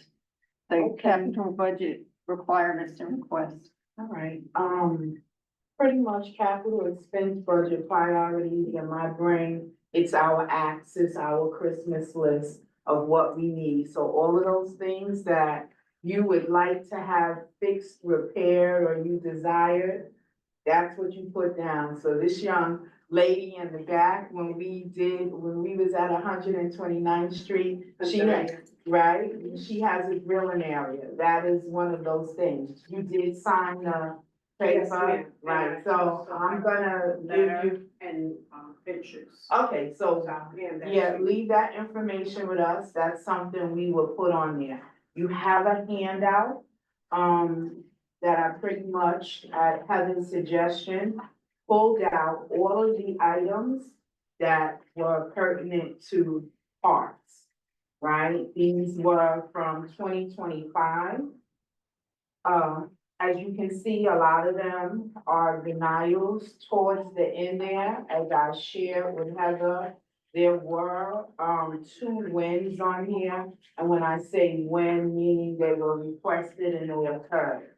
Last month, we discussed Morningside Park, the letter of support that was created for those staircases. That's happening. Now, Heather put in a request with tree forestry to prune the trees and the sidewalks, and there's money in the budget. It just has to happen. So, there is nothing too big or small to ask for. I included the items that, Heather put down and April put down. So the rest of us, we just have to create our list, and forward them. There is a timeline, which is the importance of that Zoom meeting that we need to set up. And that hearing is the 16th of October. So all of this information, and if any of this is inaccurate, please feel free, correct. Right? I'm open to any correction. 16, it has to be done 31st, it's submitted as a whole. So everyone's participation is needed and appreciated. And required. And it makes the process a lot easier. So, that is it in a nutshell, Heather. We have a hand raised. Karen, Something to add. we have a hand raised. Go Sorry, ahead, Karen, that with your question. that was a holdover hand. I'm sorry. Oh, sorry. Okay. There were a couple of items I don't see that were printed out. Page 4 and page 5, there are items number 9 and 12. Did not make it on this sheet. Okay. So we'll just, we'll I try to- have it written It's in down, there. so maybe I missed it, but I know that in my writing, page 4 was, St. Nicholas Park, if I'm not mistaken. Yeah, it was St. Nicholas Park, new amenity, and then, item number 12 was the 134th Street. Yeah, those staircases, April, I think, was it you that was talking about the staircases in St. Nicholas Park on 134? Yeah. Last year? I don't remember talking about it. I think that Okay, was, but anyway, Yeah, that's Karen part did. of. Oh, go ahead. Or Karen. Yeah, Karen, was that part of your request? it was, yeah, this, generally the staircases, throughout the park need work. The 134th Street staircase has been closed for probably almost 15 years, and the stairs at 136 are really deteriorated and other parts of the park. So, it's just it's to me a pretty urgent need. And then the other thing we had put in many times now, and it keeps getting bumped up, which I appreciate on the overall list, is to address the really kind of deficient and unsafe condition of the playgrounds on St. Nicholas Avenue. And so I think I've done, photographs and write-ups on that, but if anybody needs anything updated on that, just please let me know. Yes, Karen, could you, as you did in previous years, could you send us your email of your budget requests? And we'll try to continue to keep those moved up Yes. on our list. That would be very helpful. You've always done that in the past, any information that you have, so that we can just make sure that we have captured it correctly. Yep, will do. Yeah, if I may, a question and, maybe a suggestion. Are we submitting this to over the general board in the format of lengthy text, or within the format that the statement is going to be?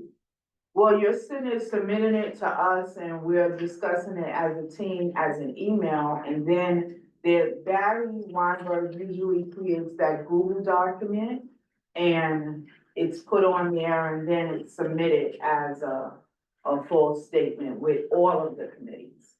And so as a as our committee, we can submit it in any format? Yes. Okay. Yes. Well, we're gonna have to get, I think, a uniform document that we work from, and then we submit to the board. And we only have a very limited time because the hearing is the 16th, as Annette just said. So it's really within the next week. We were trying to, so we need your budgetary request, and we need to formulate our document and our narrative of and what our needs are. And this is the narrative from last year. So this should be in support of, if you read it in the document that's created, where you can add, this is where you'll adjust or add stuff, but it'll give you an idea of what it looks like. It's a lot of information. That Vital Parks tool that Matt shared with us, if you notice in the beginning, a lot of percentages and stuff are here. That's where a lot of that information comes from. There was another document I need to include in the packet, because Barry attempts to make this really helpful by providing different links where you can go and get information and add on to it. So it helps us and you to tap into those things, and it'll give you some ideas. There are a lot of supportive tools, so this doesn't have to look like a very difficult task, because it can be a little overwhelming the first time when you look at it. In my experience, I speak for myself. So is there anyone else from the community that has budgetary requests so that we can get those, so that we can review those, or you can just please send us an email with your requests? And any pictures or anything like that would also be helpful. Okay. So I see, Claudette, are there any, we'll come back to this, but there are people who have been waiting patiently, and we're now at 8:20. So I see Claudette is on. We'll come back to, okay, I'm sorry. We'll go ahead and let me try to give Claudette, let me give you sharing capabilities. And what we'll work on with our team members, oops, sorry, did I mean to do that? With our team members is that we need to come up with a date to meet as a team to formulate our budget and expense request and our updated narrative. At least we have something to work with from last year. Preferably one day next week in the evening, since we're working towards the 16th. I know it's a lot for all of us. We have community board meetings and existing lives outside this, but maybe we can get something Yeah, together. but this is the primary thing, and to Annette, because my time is very limited. So Claudette, are you on? You're on mute. And then again, as a team, we have to, You're still on mute. Claudette, you're still on. Yeah, thank you. All right, I'm unmuted. Okay. Sorry, I was cooking and lost track. You can share your screen if you wanted to share any information. I think I gave you. Okay, let me get in there.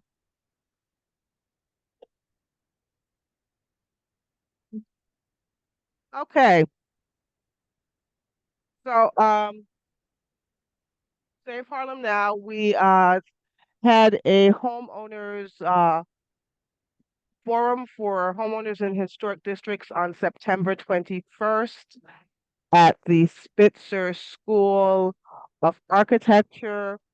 The event was sponsored by State Senator Cordell Clare, and we also had funding from former Council Christian Richardson Jordan. We were able to use the auditorium courtesy of the Spitzer School of Architecture, Place, Memory, and Culture Incubators, which is one of our partners on other preservation missions. Okay, so our agenda for the day, our first session of the morning, we had financial benefits for homeowners in historic districts. And then our second session, we had New York City programs for homeowners, which were for all homeowners, and most specifically, owners of 1 to 4 family homes who were either in historic districts or outside of historic districts. We decided to add additional programming, not just tax credits, to this so that homeowners would have a really well-rounded uh, information on different programs that are available for homeowners. And we're looking to add some more as we do more of these.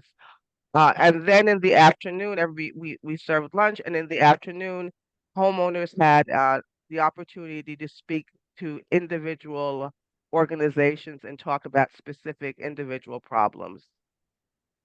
So the morning session, we had the Landmarks Preservation Commission. They spoke about their historic grant program, and those grants are specifically for exterior restoration and also their permit process.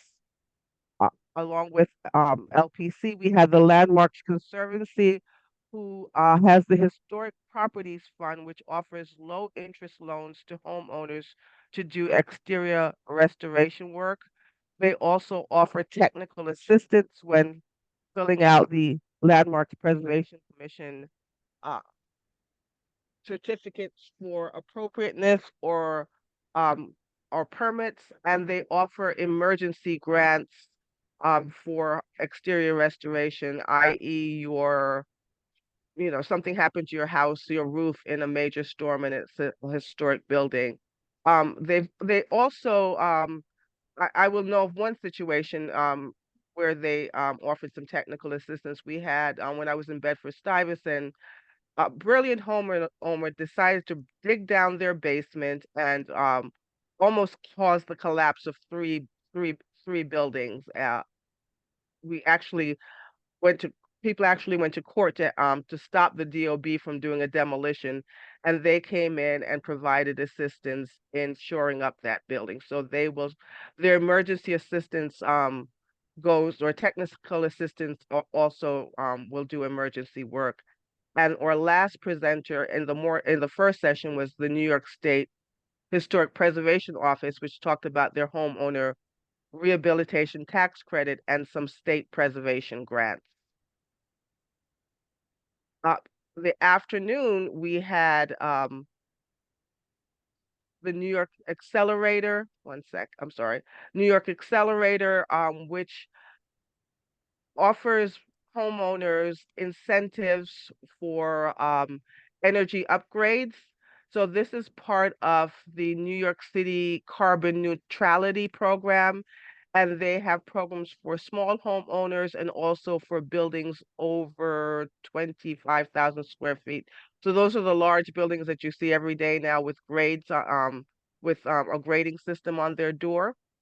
And the other group that we had was the Center for New York Neighborhoods, and they offer low interest loans, some sometimes forgivable loans for seniors and low income um, homeowners. They have foreclosure prevention, estate planning, first time buyer programs, senior assistance, financial programs, and a whole lot more benefits for homeowners. And these are usually geared to homeowners who have 1 to 3 family homes where the home is their primary residence and they do not have another home within 100-mile radius. These are the links to, excuse me, I'm fighting a cold. These are the links to, and I think Heather, you have some handouts there. No, yeah, all the committee members did receive the presentation online. Okay, great. So Okay. everybody has these links. So they're at your disposal to use for your friends and families or yourself. And anyone else that received the listserv notification of this meeting, like block associations that this went out to, they also received this presentation. Okay, great. And we're updating our website with all these links. We just did a domain transfer, so I'm waiting for that to go through, and our website will be updated with all these links. In the meantime, please share it with your family, friends, and neighbors. Thank you. Okay. Are there any questions for Claudette? Thank you, Claudette, for popping in, for joining us. Who does she represent? Save Harlem Now. It's on the agenda. It's on the agenda. I just picked it up. Okay. Are there any questions? Anybody from the community that signed in and has any questions for Claudette? Lego, go ahead with your question, and then I see Ms. Deere, if you're on, if you have any questions. And Claudette, if you can just make a comment too about the assistance that's available for the tax credit application. Oh, I'm so sorry. Yeah, we do have a person who will, if somebody needs help filling out the tax credit program, filling out the application, we do have a a person on call to do that. He is a licensed architect, a former professor of architecture at Pratt University. Heather has met him. And he has done this application himself. The people at the State Office of Historic Preservation says it's the most beautiful application they've ever seen. So he's very meticulous in preparing those applications. Thank And you so. if you'd Go like ahead. his services, you can just reach out to me at info@saveharlemnow.org.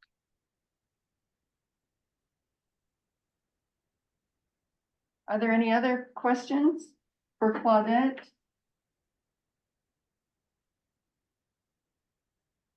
Thank you so much, Claudette, for being here. You're If welcome, Heather. there are no other questions. Okay, so gonna have you stop sharing.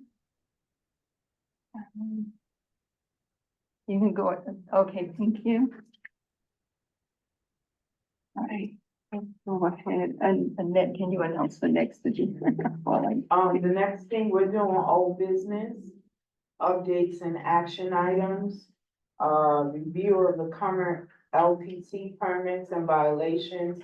Heather sent out an email with the documents. If you had an opportunity to review it and you have some concerns, now is the time. If you hadn't had an opportunity to review it, please do so and forward any of your concerns via email. That's a quick question. Is there a way we can do a lookup on LPC violations? Yes, DOB, BIS, or no, LPC. LPC? Yeah, LPC violations are right on their page. TOB violations are on theirs. Yeah. But they're not linked in ACRIS, LPC violations. To the best of my knowledge.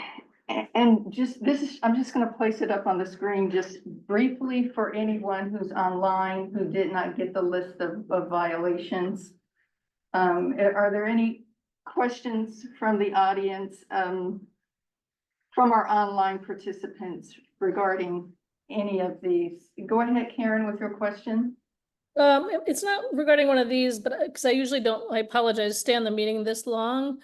But I wanted to, I don't know if we can add it or at least raise as a sort of, to monitor St. Luke's Episcopal Church as well and all their violations. Because I don't know if people are just familiar with this or if they remember, but there had been a contract to sell this signed a couple of years ago.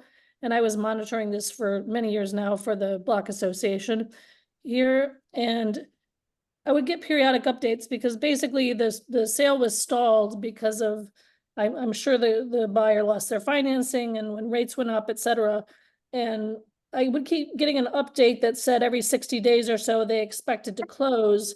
But the last update I asked for, I got no response, which leads me to believe that things are really, really in, either there's no litigation yet filed that I can see, but and there was also they did a inspection of the roof, I don't know, several months ago. It looked like they brought in equipment and there's a roof violation on the DOB site right now that's pretty new. So I'm just getting exceedingly, even more concerned about the state of this building and just where it stands. So I just, I don't know how to kind of put it on the radar or how it works for you all, but I just wanted to raise that. Thank you so much for doing it. We will add that to our a list of historic structures and decay concerns in the community. That's a very important one that we do need to add. Let me just chime in real quickly. So there was a priest in charge by the name of Patrick Williams, and he was in charge as related to the property and up until about 2 months ago. And he transferred down to Trinity, and I spoke with him by phone. So it doesn't look as though anyone's really in charge of the property right now. So it is something we need to pay attention to. Duly noted.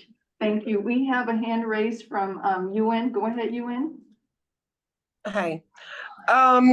There's been a new bishop and that is probably the reason why things are at a standstill.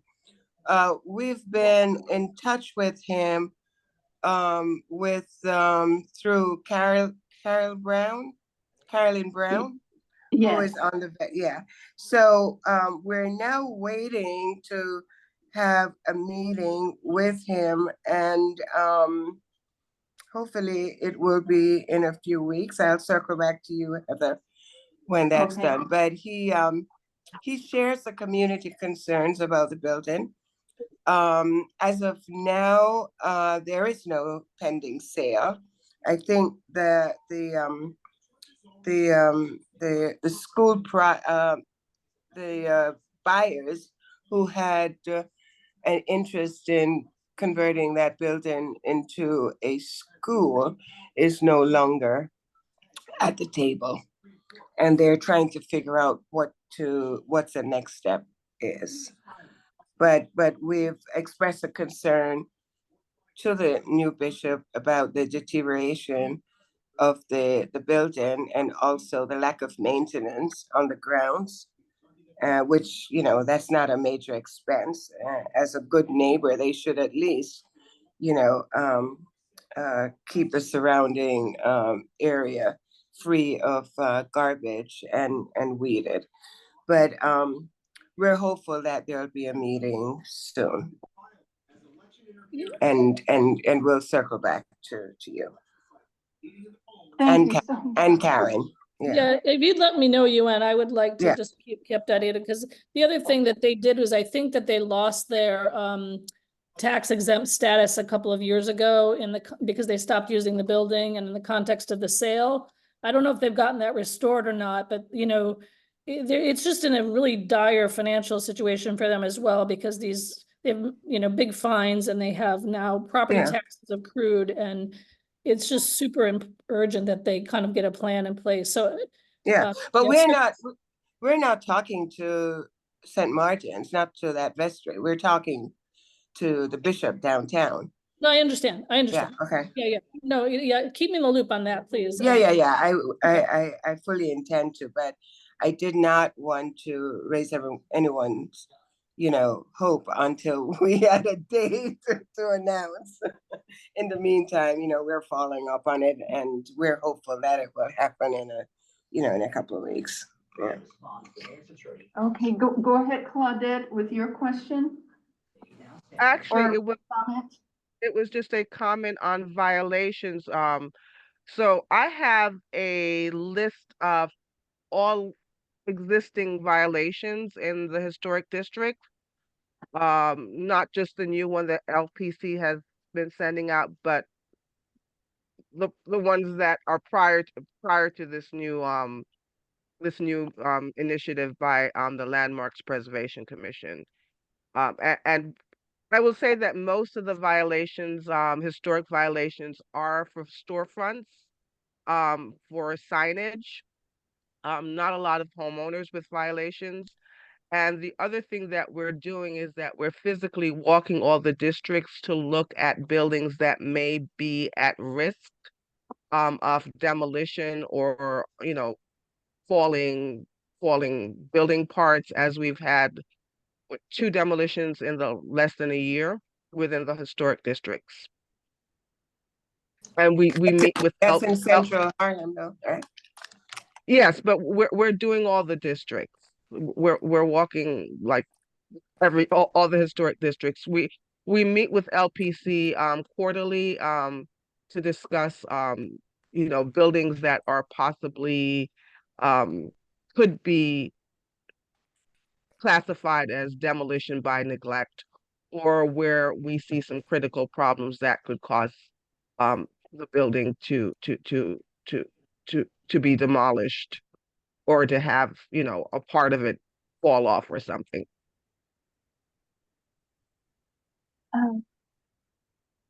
Brad, yes, go ahead, Brad, with your question and Yeah, or so comment. I'm just really glad that this this church has come up tonight because I've always had it in my head that something's got to be done there.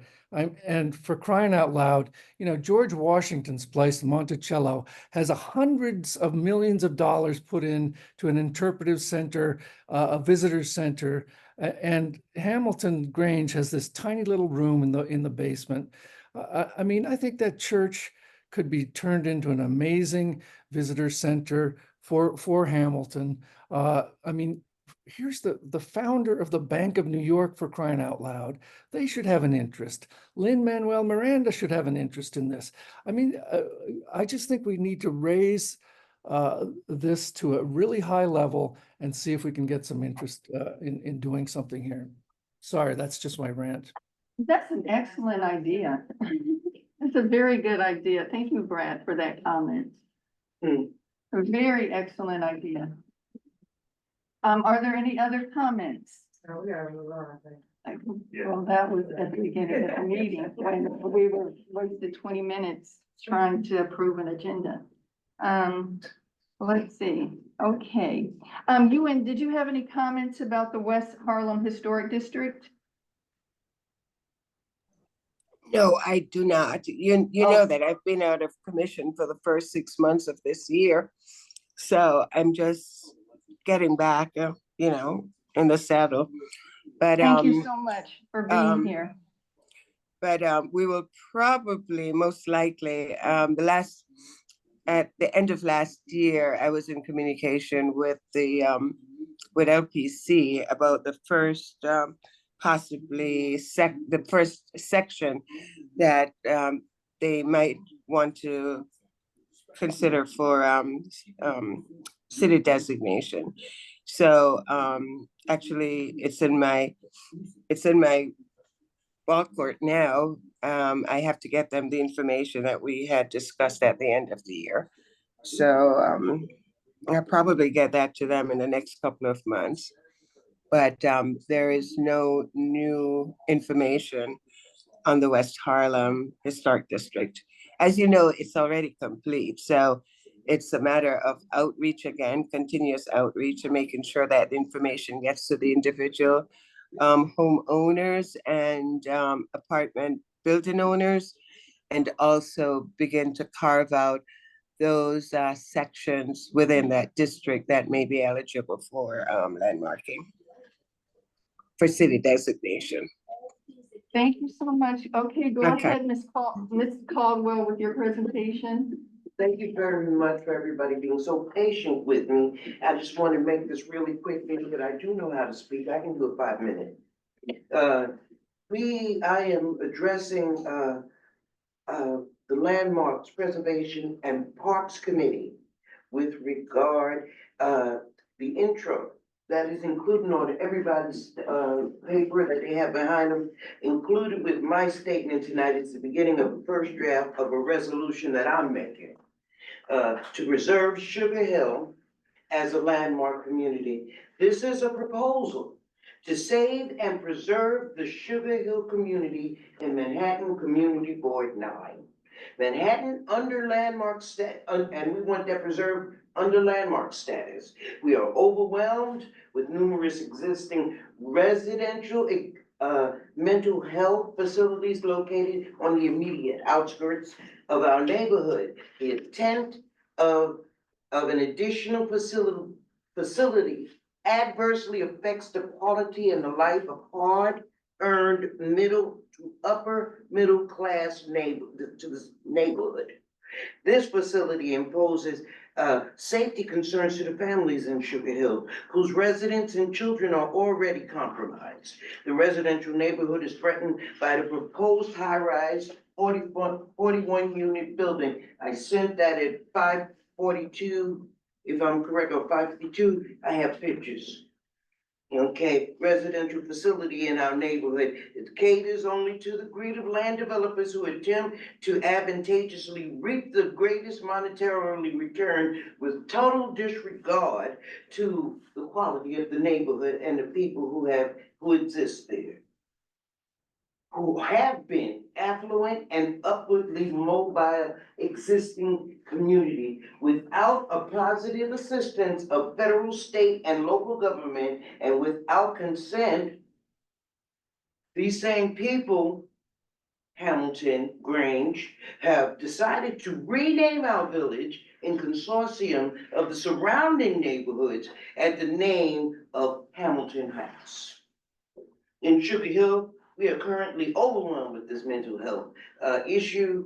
And when these patients who come from the outskirts of the neighborhood into our community are non-compliant in taking their medications, they behave erratically in the streets, and the same patients are sleeping in front of our local supermarket and stores with mattresses or cardboard, fighting each other for what they believe to be the best location to beg for money.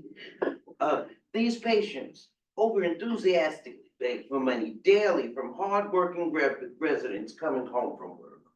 They adversely promote an attitude of futility and despair within the Sugar Hill community. The systemic conditioning effect and effect of mental health facilities in the heart of this community only aids in promoting a negative attitude which is contrary to the Sugar Hill community and its development for the last almost 100 years.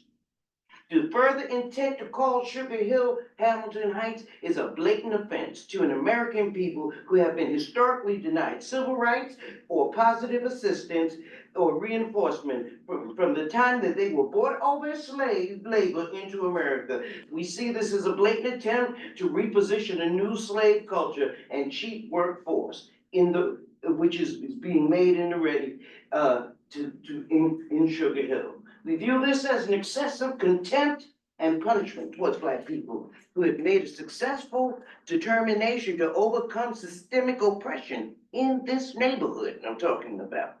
Sugar Hill is a middle to upper class, working class neighborhood, and so-called improvements are contrary to the safety and the integrity of the working class families there. Basically, we have a rich history, and even though this is a first draft, I want you to know that contrary to existing values, cultures, and definitive existence of the way of life on Sugar Hill, homeowners of townhouses that this young lady was talking about, these have been passed down for generations.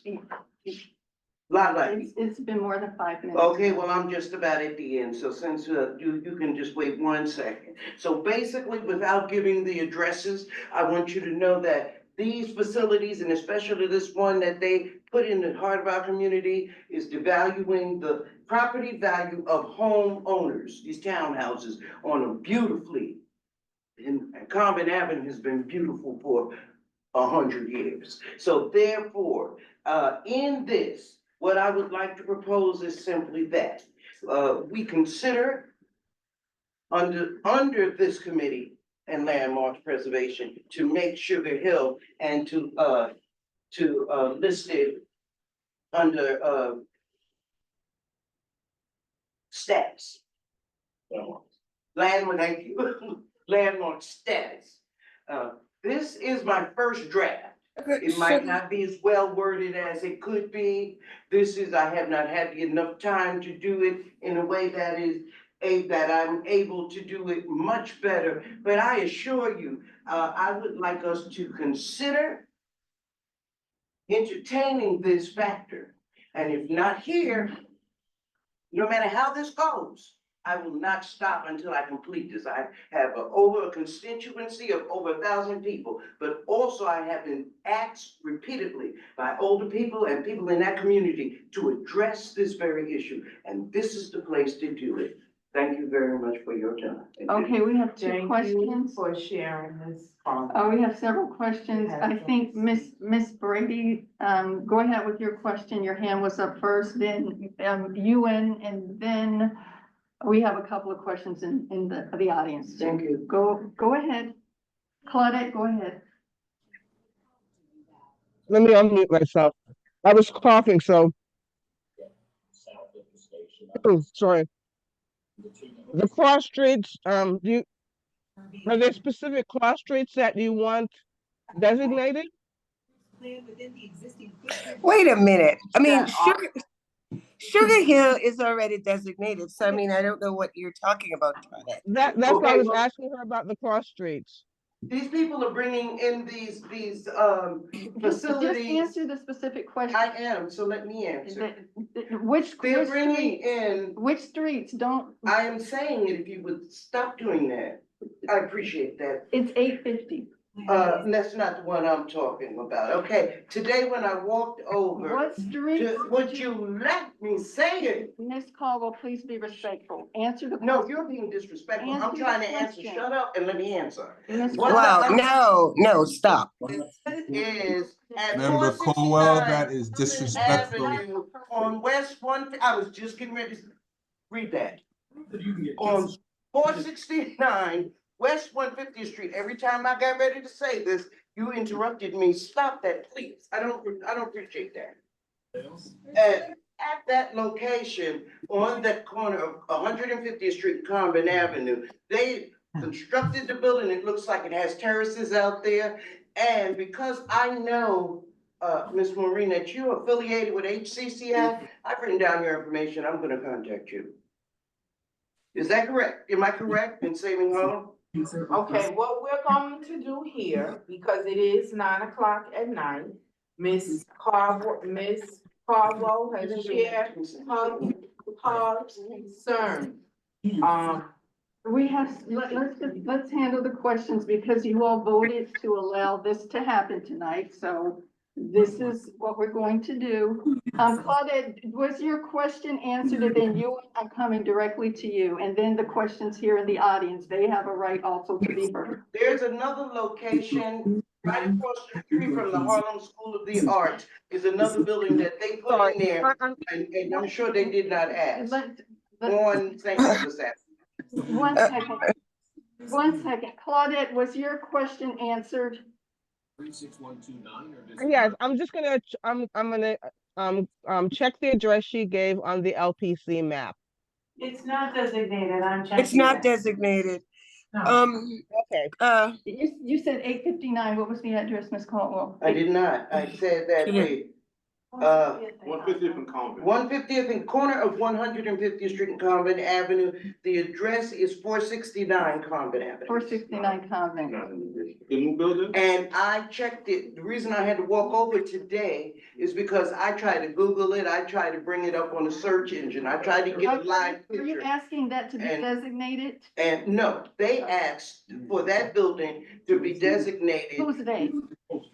We talked about this the last time we met, that they wanted to be listed, they want to relocate 41 units and make that as a facility. Yeah. We talked about it last month. Yeah, Go ahead. Behind the church? Go ahead, Ewan. The building behind the church? Yeah, Heather, she is speaking about the site that Heritage Health and Housing moved some of their tenants into.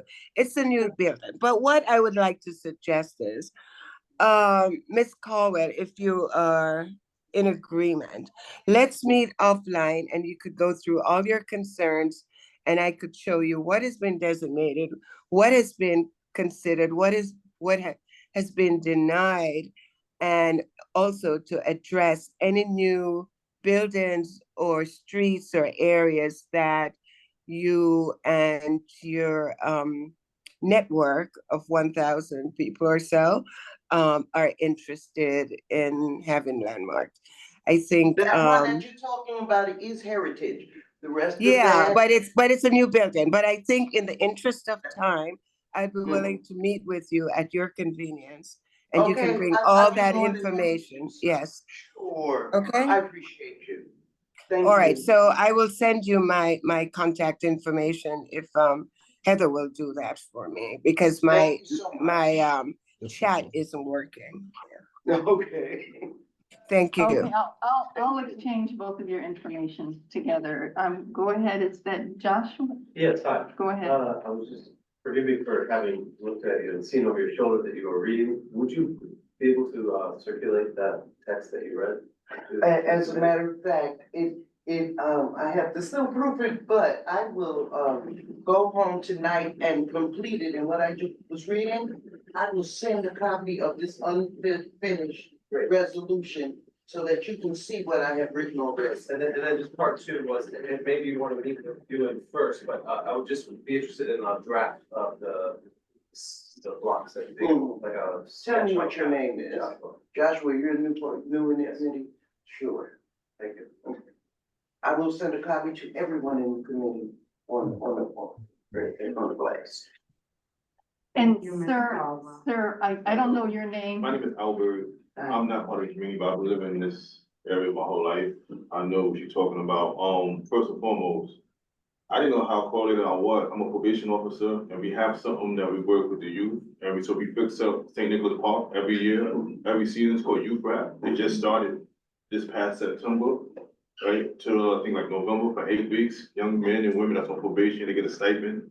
I didn't know how, like, I was just coming because there's supposed to be some type of vote in my neighborhood about, a fire escape, but listen to all the different organizations. Well, we have different committees, so I'm sure, once we share the committees, you No, can find. It was something, this is my first time, and I'm gonna come back a little bit more. Yeah, thank you for Like being Ms. here. Caldwell said, I think, cause I used to work in the shelter, there's certain, apartments, they put in, you know, they transition the people from homeless, from the shelters into apartments or into buildings, and I won't say it's an eyesore, but there's a level of, panhandling that is aggressive.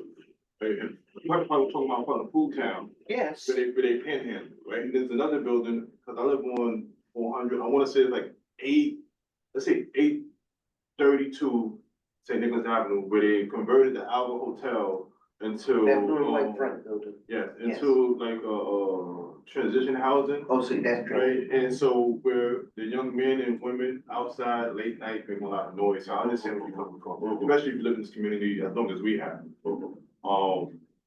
And so you're not alone, and I'm glad I'm here, because I have a place to where I can like, give my concerns, and my neighbor's concerns, because you don't know, and people do need a place to live, however, it become hazardous, you know what I'm saying? To the children In the neighborhood, I mean, see, if you've been in Harlem as long as we have, right, whether it's Sugar Hill or Hamilton Heights, you've seen the gentrification, you've seen the change. I remember I went to, it's Percy Hunt Sutton, when I was growing his eyes 136, right? I went to Adam Plain Power, right, I got my degree from John Jay.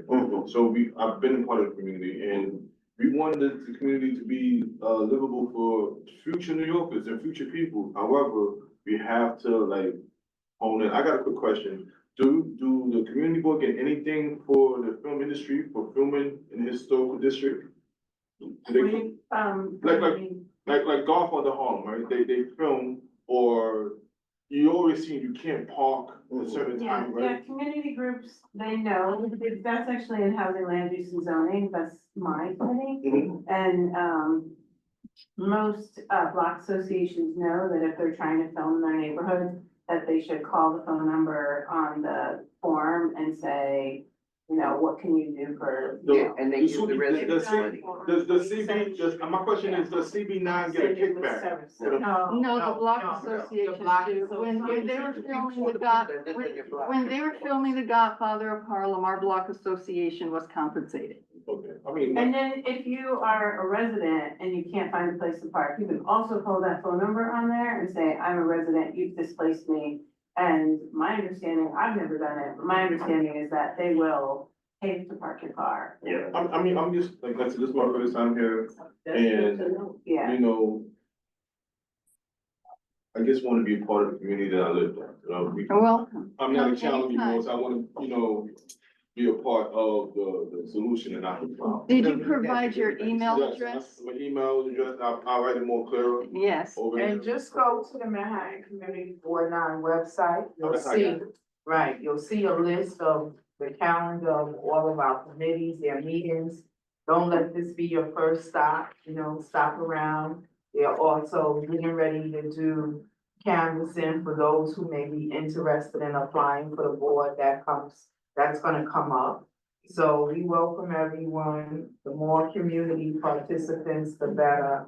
And there are various committees where you can experience and share not only your concerns, but what you have to offer. So don't let this be your last meeting. Youth education in libraries is next week, and I'm sure they'd love to hear more about you, Crowd.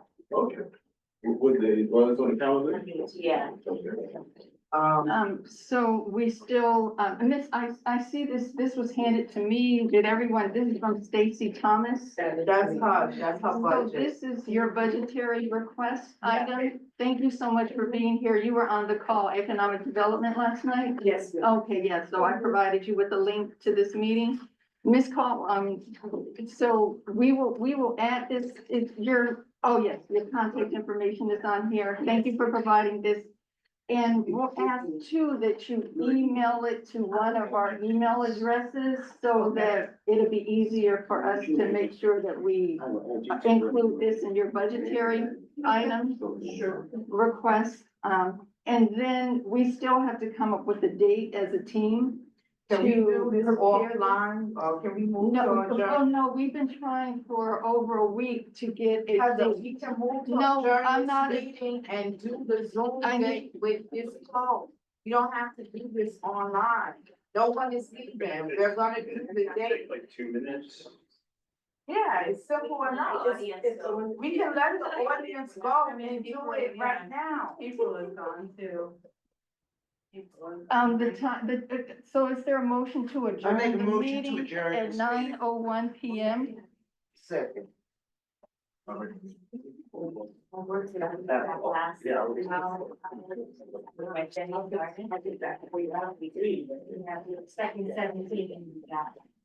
geez, I guess you guys adjourned, but I was late, but I really wanted to ask about the Cherry Walk closure because I had something specific to parks that I wanted to ask. It's not Department of Transportation.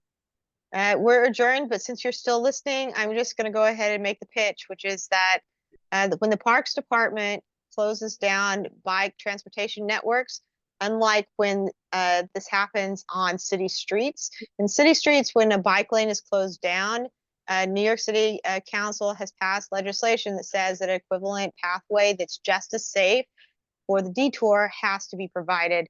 But there is currently this loophole in New York City law that says that when you close down a bike path that is through the Parks Department, there is no safe detour that is required by city law.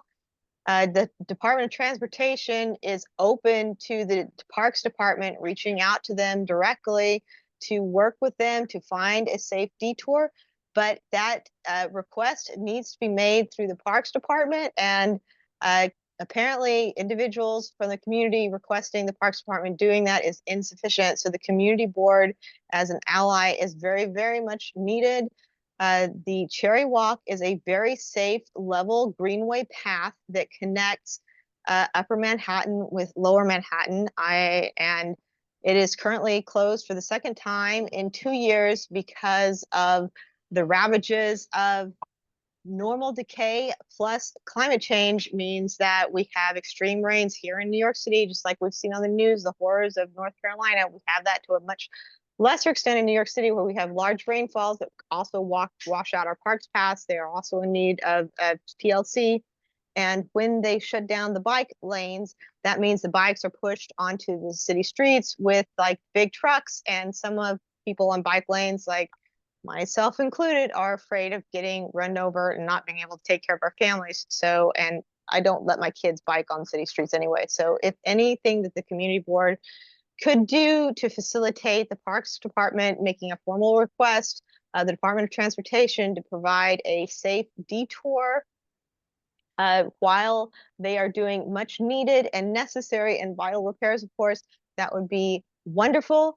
And if you would like to put me on the meeting for next time, I think that for the Cherry Walk, there is a very obvious opportunity to have redundancy for that bike path, because there is currently a 2-lane exit ramp for the 125th Street Henry Hudson Parkway north exit ramp. It's 2 lanes wide. You could use 1 lane of that to make a bike lane, and it would connect into the mezzanine right there at the 119th Street Riverside tennis courts on the mezzanine level with a tiny bit of pavement required, and it would provide that redundancy so that kids and people like me who've got hip problems and just normal people just trying to get to work without being like run over would have a pathway. I would very much appreciate it if the Community Board 9 would be a partner in that. Please email me. I'm very easy to find.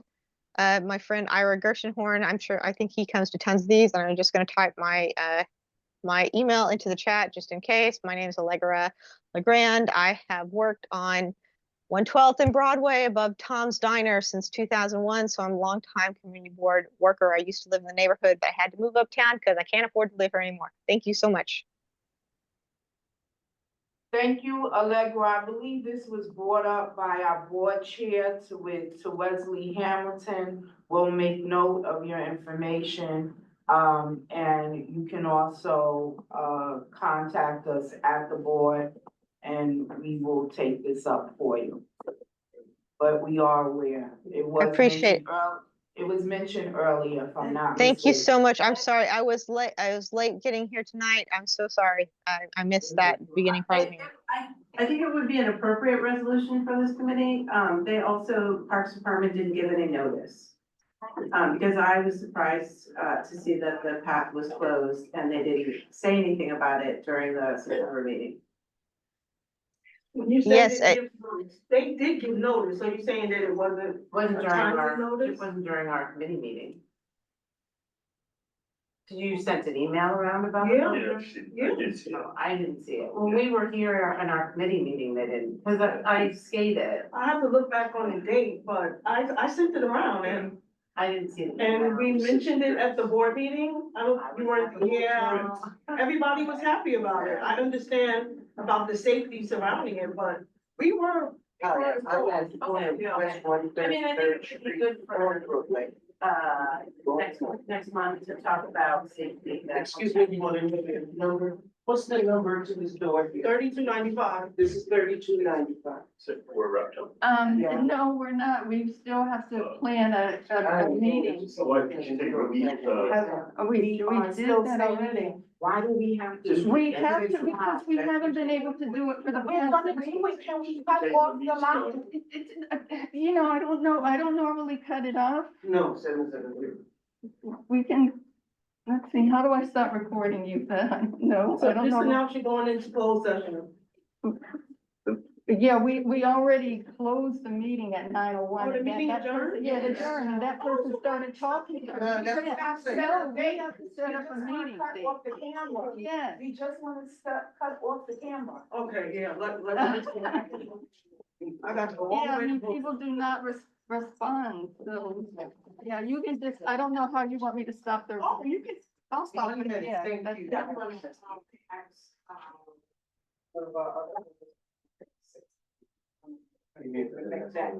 Left hand to make sure that everything is recorded. Good night, everybody. Ms. Caldwell, we have to plan the meeting. We have to plan the meeting. Ms. Caldwell, we can't discuss your item unless you tell us the time when you are available. I'll send you an email.